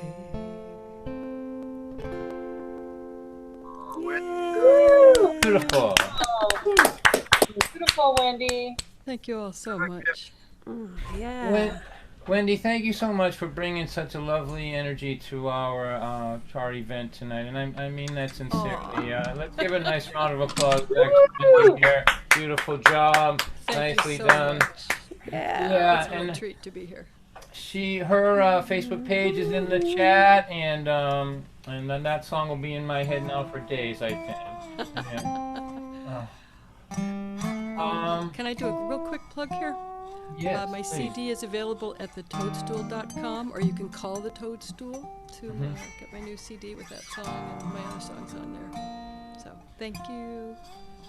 All right, well, thank you, and thanks for being here. So, Abby, I'm here in Dobro over here. That must mean something, right? Yeah, yep. So let's just talk for a minute. So, Sure. Is that did you start out playing that instrument, or did you start on guitar, or? No, I started on flute, actually, classical flute. And it was kind of a long road, but I wanted to go to I wanted to go to music school for, classical music. But not perfect. So,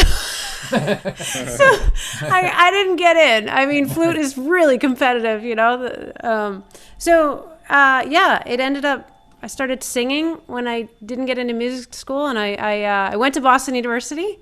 Oh, my wife works there. Up there, yeah. And got a different degree, but started, playing the open mic up there in Cambridge, and and eventually got to dobro. It's kind of a long story. I don't want to bore everybody, Right. but I don't think you could. Yeah. Hey, we got nowhere to go.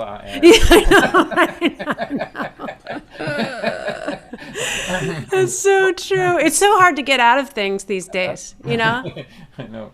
What about early musical influences? Who did you love when you were before you were playing on stage? Is whatever. Oh, yeah.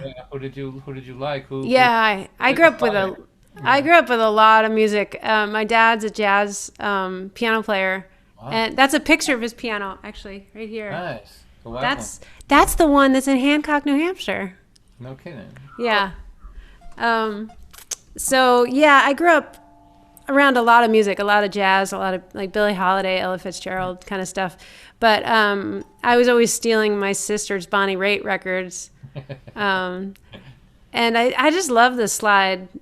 I listened to that long before I ever thought of playing guitar. I thought, it was like mostly what guys did. So. Well, Bonnie Raitt, I guess, right? Yeah, exactly. So, yeah, I was in marching band too. I was pretty nerdy growing up, so I'm trying to make up for it now with a lot of sliding. Yeah, I don't know. If there was a prize, I'd give it to you right now. You're the coolest person in the house. All right. So I think you're the coolest person. I love this. I love your format. I love that. I checked in on Facebook and I thought it was a laugh track, but I think it was all your Zooms. Yeah. Zoomites? What are they called? We're the Donnywood Zoomies. Squares. Zoomies. No, we're the Donnywood Squares. The Donnywood Squares.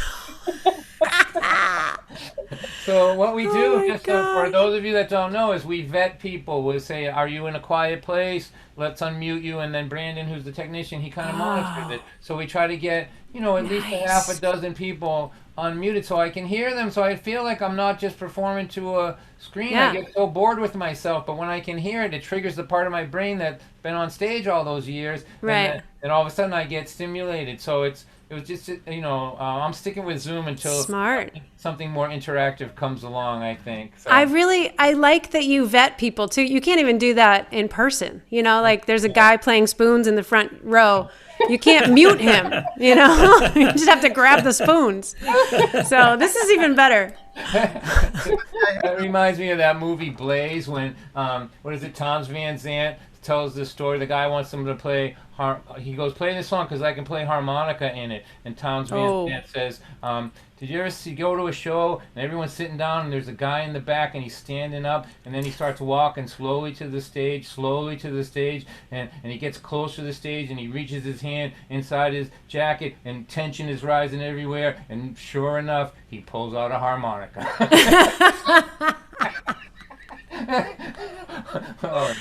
Oh no! I would love to hear another tune from you, Sid. So yeah. I'm delighted that you're here. So please. Thank you. Thanks for having me, and I'm so glad that John, that you're here too. Honestly, I couldn't remember where we, meeting musicians on the road. It's like I know it was a festival, or we were teaching, or I don't remember. But it was the Port Fairy. Port Fairy. Yeah. I was pretty. I think that one was one of our first of the tour, so I was pretty, what do you call it, jet lagged. I sound like I am right now. All right, well, Wendy did a waltz, so that makes me want to do one too. Here's one.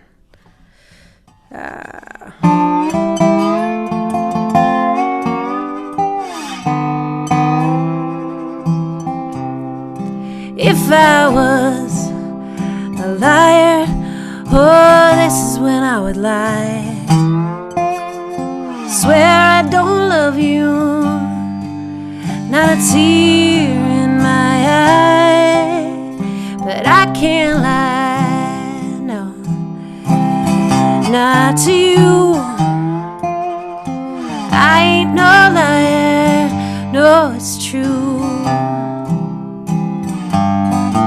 If I was a drinker, oh, this is when I would drink. Get rid of your memory like I was draining a sink. It got down so easy, and said it's a dang hard, and losing you wouldn't tear me apart. Oh, but I ain't no drunk. Wish I was. I got no luck. When it comes to love, you're probably out there loving someone new, and here I am, just a fool.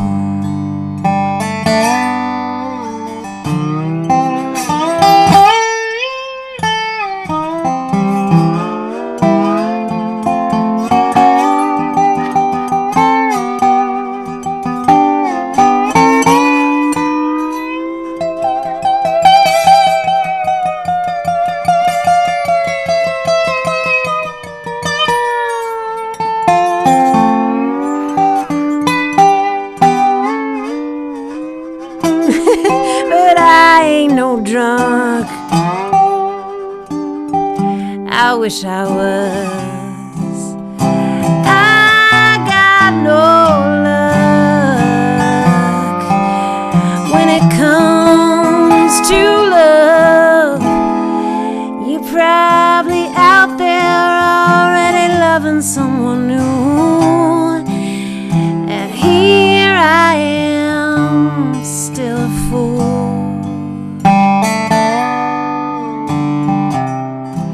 Trying to be good makes me bad at this part, 'cause I got a stubborn, oh, and a tender little heart that I can't deny it. I'm still in love with you. I ain't no liar, no, it's true. I'm stone cold sober, and I just can't get over you.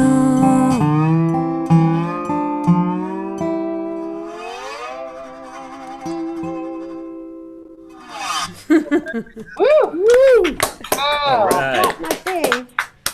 We're gonna have to have a group meeting here in the team, Dawn, and figure out how we how there we you get the are. dobro into every one of these after parties. Hey!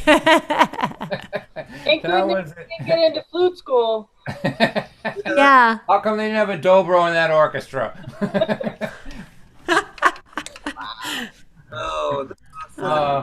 Oh, Abby, that was just fantastic. So Thank you. everybody, check out her Facebook, the live thing, and if if those of you that are here, Patreon is a thing that artists do where you can donate a certain amount of money per month, some manageable amount, and it helps them stay alive, and you get special treatment. They'll do private shows for you and lots of stuff, and lots of artists do it. So if you're if you like what you hear from Abby, and you're in a situation where you could do something like that, that would be a great thing to do. And I'm sure that what she gives to the Patreon people is super duper special.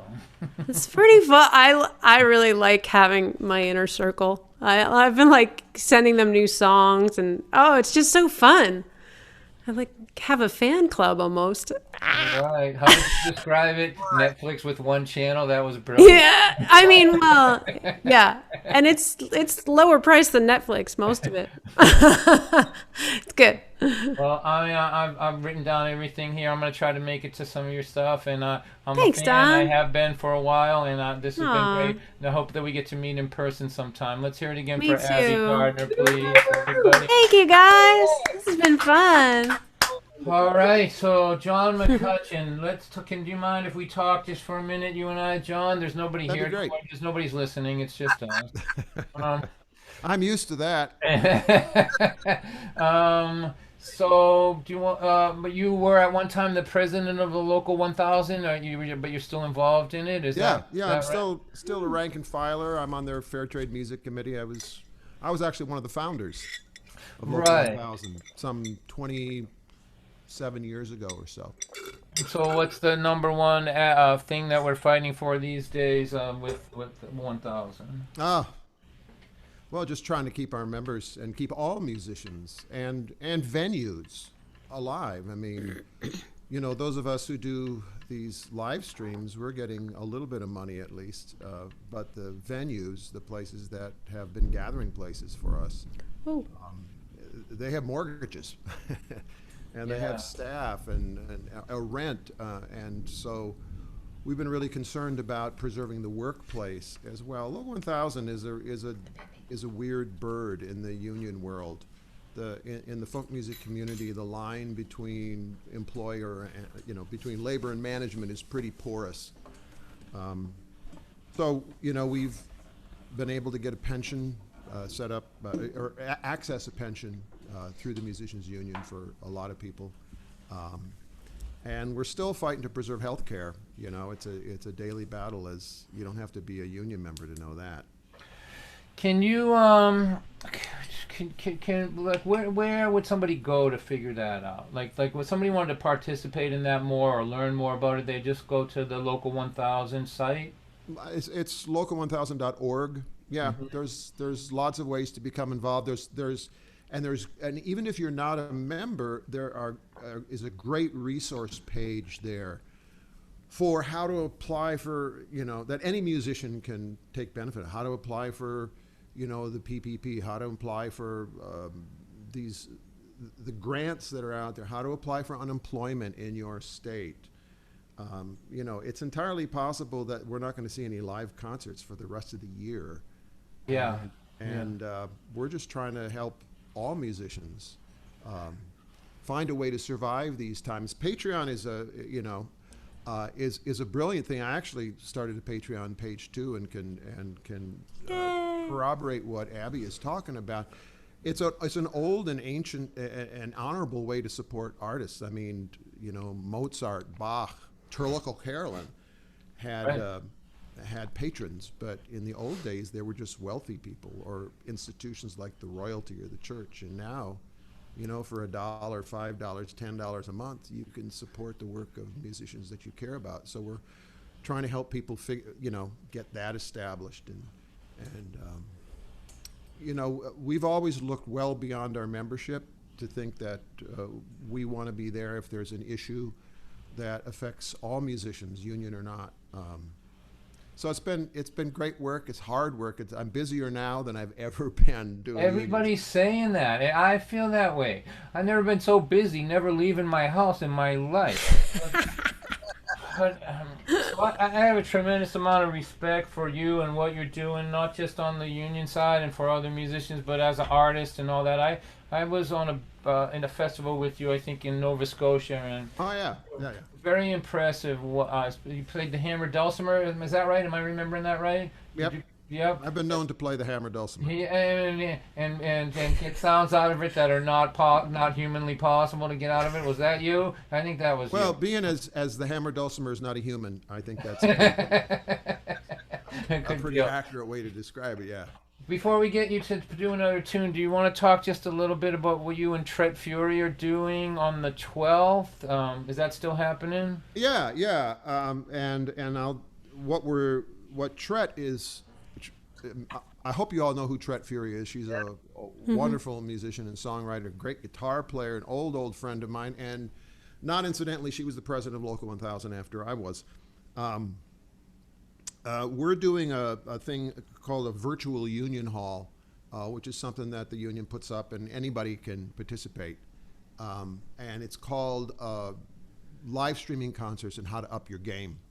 I've done a lot of stuff with getting the audio better and the video better. In fact, I'm starting to use a platform that isn't Facebook or Zoom or YouTube or Instagram called Mandolin.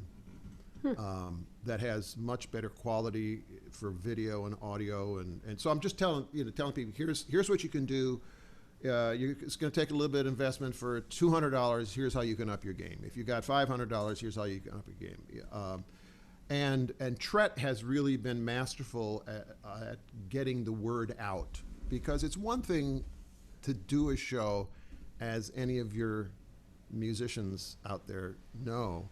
It's another thing to get people to the show And the weird thing about this time is that we are all learning how to be engineers. Publicists. And we're learning how to be publicists and promoters. And sometimes we're doing this all at the same time. I'm playing the guitar and I'm bringing up the vocal over here, and then I'm running my Facebook page along here. And it's, but those, you don't survive in this line of work without being flexible and resilient and creative.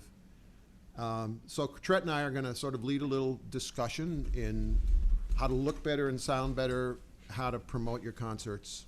And that's going to be on. Oh, I'm sorry. Go ahead. Yeah, it's going to be on the Local 1000 page. They're going to advertise at local1000.org. Oh, and on my Facebook page, just look me up. Yeah, we I think we have it. I cut it off your page, and I think there it is. It in the it has it in the comments. The part that I never look at. Yes. Well, because I'm engineering and musicianing. Yes. Well, I'm going to. So I think that I'm going to try to make that if I can. And do. Yeah. So, and thanks for all that you're doing, and thanks for stopping by our for stopping by our humble campfire here today. Yeah. And so, if you'd like to play another song, we sure would like to hear it. Yeah, and I'll do a shameless plug here. I'm doing a couple of live streams in the next couple of weeks. Thursday night, I'm doing one that's being sponsored by Swallow Hill out in Denver. Yeah. There'll be a notice on my Facebook page, or you can go to my my website. Believe it or not, is folkmusic.com. You're the one. Nobody had it. I can't believe that. Surprising. My son, who's one of those tech guys, said to me recently, "Dad, you're going to sell that domain for hundreds of dollars someday." So I'm doing something this Thursday for Swallow Hill, and then the following Thursday I'm doing a birthday concert. It's my birthday coming up, and my old friends at the Fairfax County, Virginia Parks Department are putting that on. So we can't go to the park, but they're going to sponsor the show. So. John, all that information is on your Facebook page? Yeah, it's all there. So Brandon, make sure that's in there. Good, that his page is there. Yep.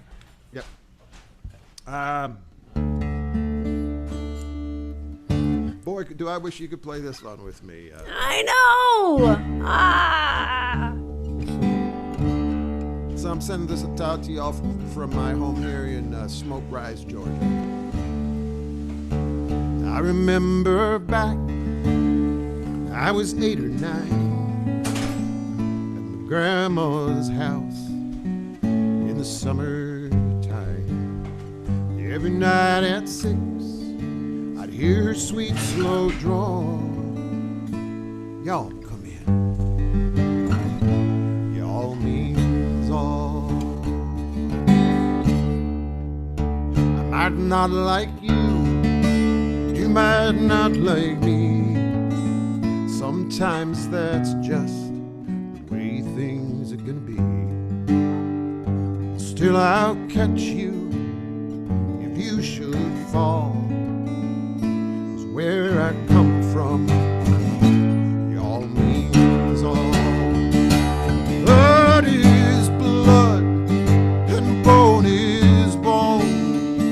Kin is kin and home is home. And there ain't no difference I can recall that makes a difference.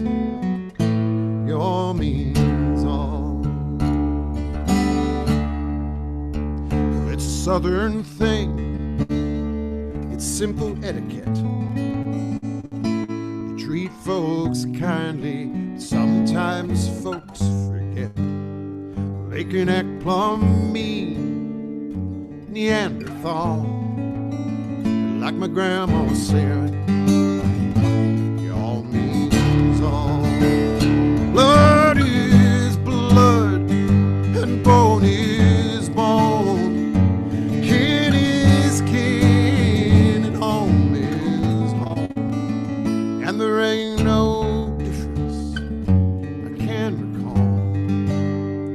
that makes a difference.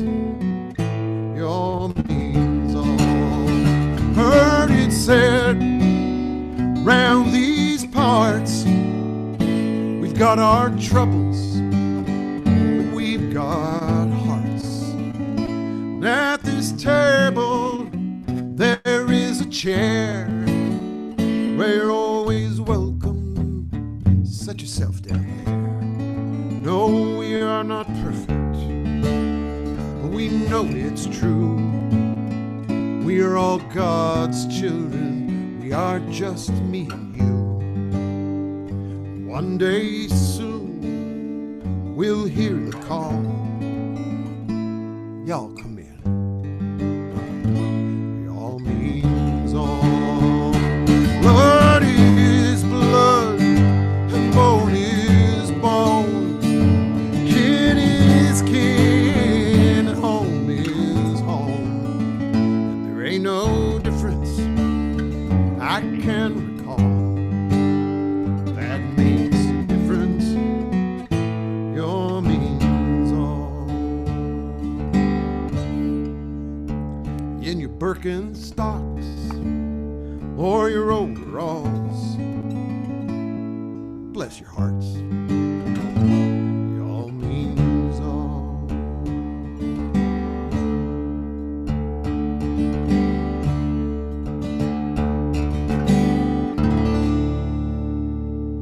Yeah.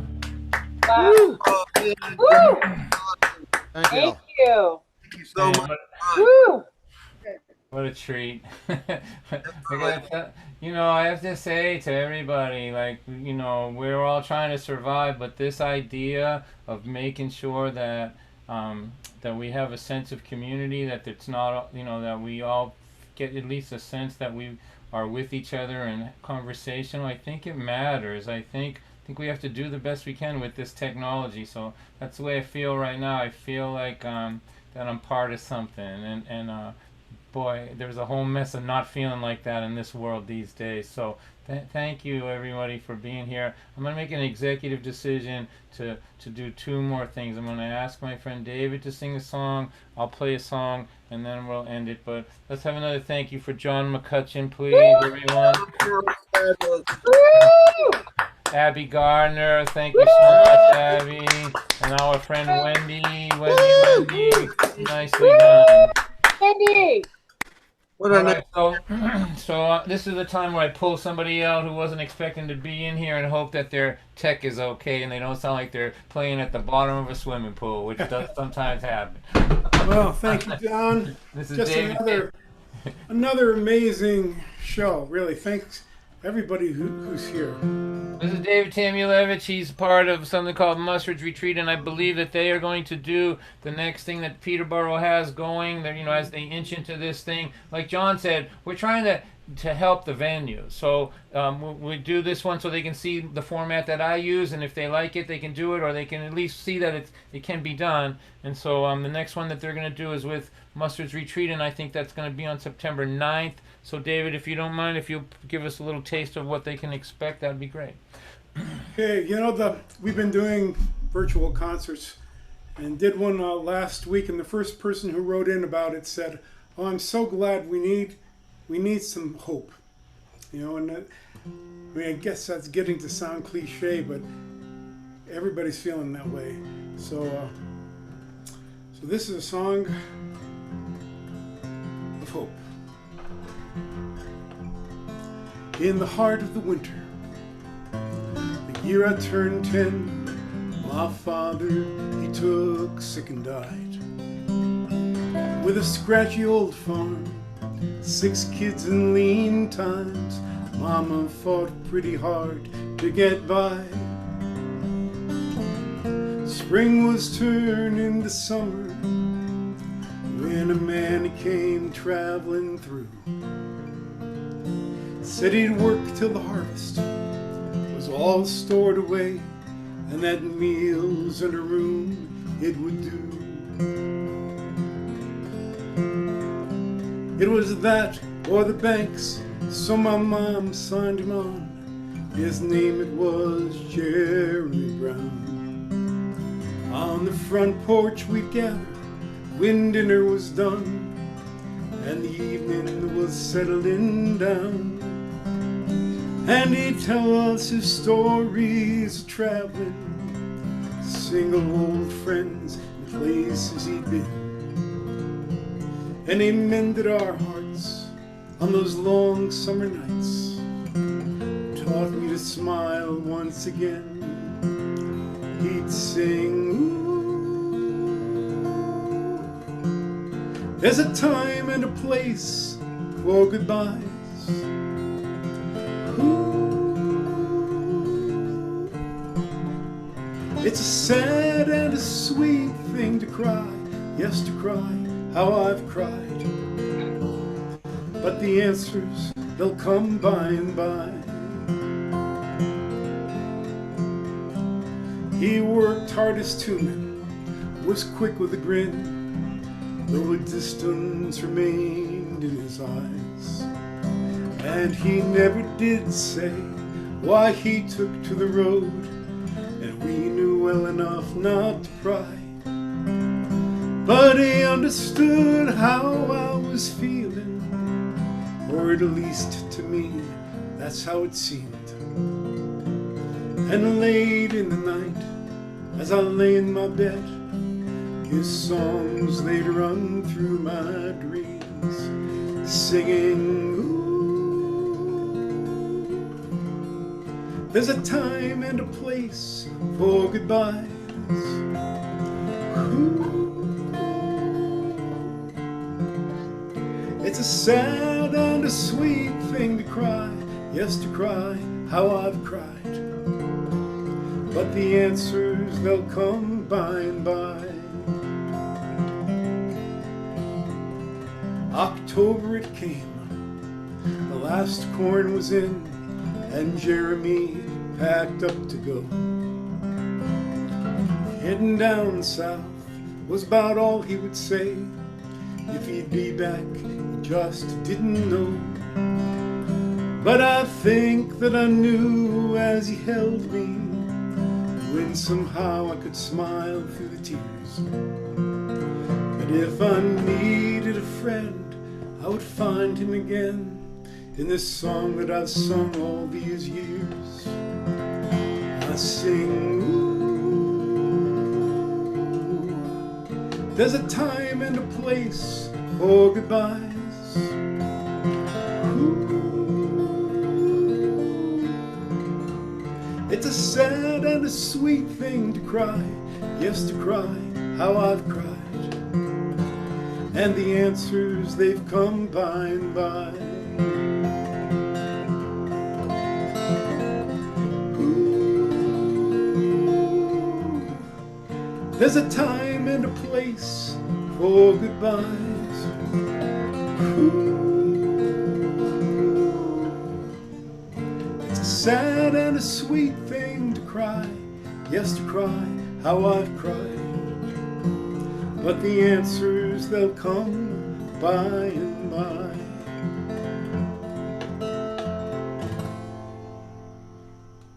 Beautiful, David. Wow.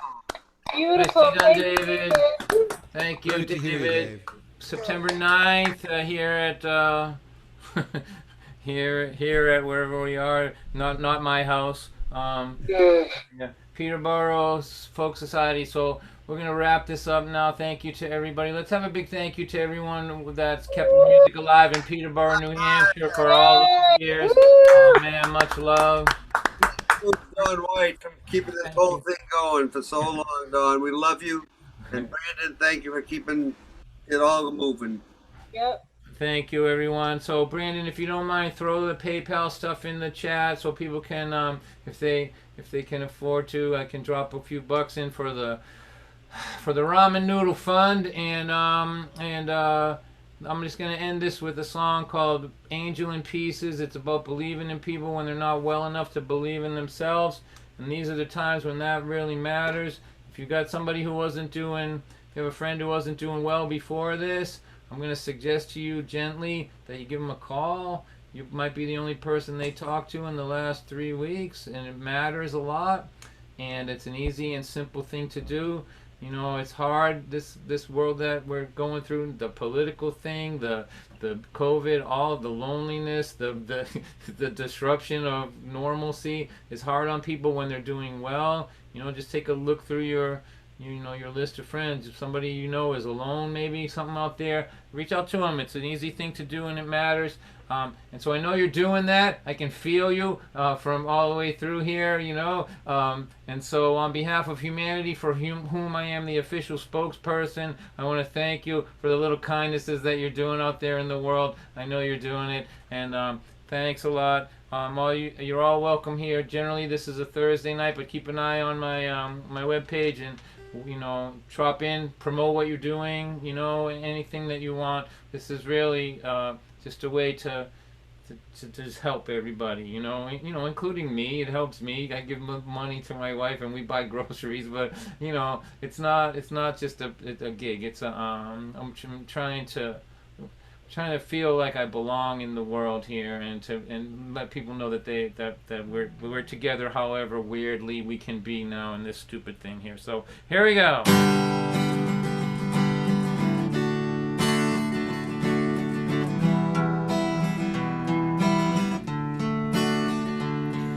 She walked into the room like she was walking off a cliff. In my mind I said, what kind of shattered angel is this? Her walk said, I've surrendered. And her face, I've had enough. Her eyes were holes, they were dark and cold. They said, I've given up. I saw an angel in pieces, as if the pieces all fell from the sky. Said in my heart, I believe this sad angel someday will fly.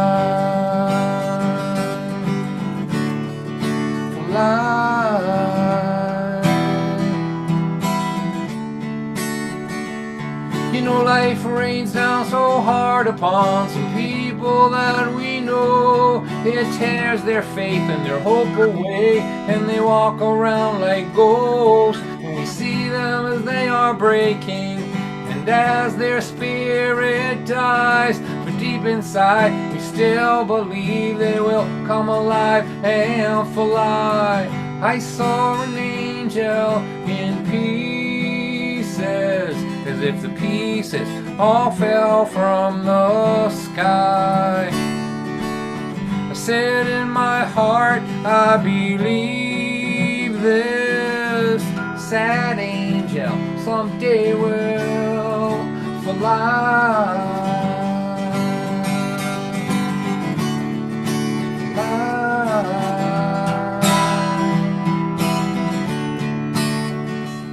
Now she walks across the room like she could walk across the sky. And those old dark eyes are so alive, they set the room on fire. This is no shattered angel, I say to myself. I feel Zuzu's petals, I hear one small bell. I saw an angel in pieces, as if the pieces all fell from the sky. Said in my heart, I believe this sad angel someday will fly. Look how beautiful you are.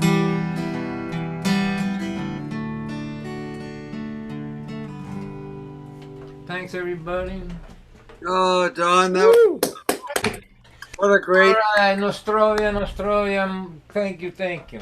All right, so here, this is the end. But if I'm the host of this thing, so if I end it, it all ends just a great big white thing, and it's very unsatisfying and abrupt. So I'm not going to do that. It's just a reinforcement of how alone we are. So I'm going to let you all leave one at a time. It's much gentler. Thank you, everybody. John, thank you, Abby. Thanks, everybody. I know. David, good job. It's so good to see you all. And I hear you. know. John, I love you. You know that. I do. I do. Thank you. Good All night. right. Bye, Wendy. Thank you. Good job tonight. Nice to see you, Sarah. Love you. See you later. Good night, everybody. Hey, Deb, thanks for doing this. Thanks for helping us out with this. You know, unmute yourself and say hello to me. Deb. Do you know how to unmute yourself? There you go. There you go. I do. There we Yes. go. Thank you. Thank you so much. You're Thanks, welcome. everybody. John, Wendy,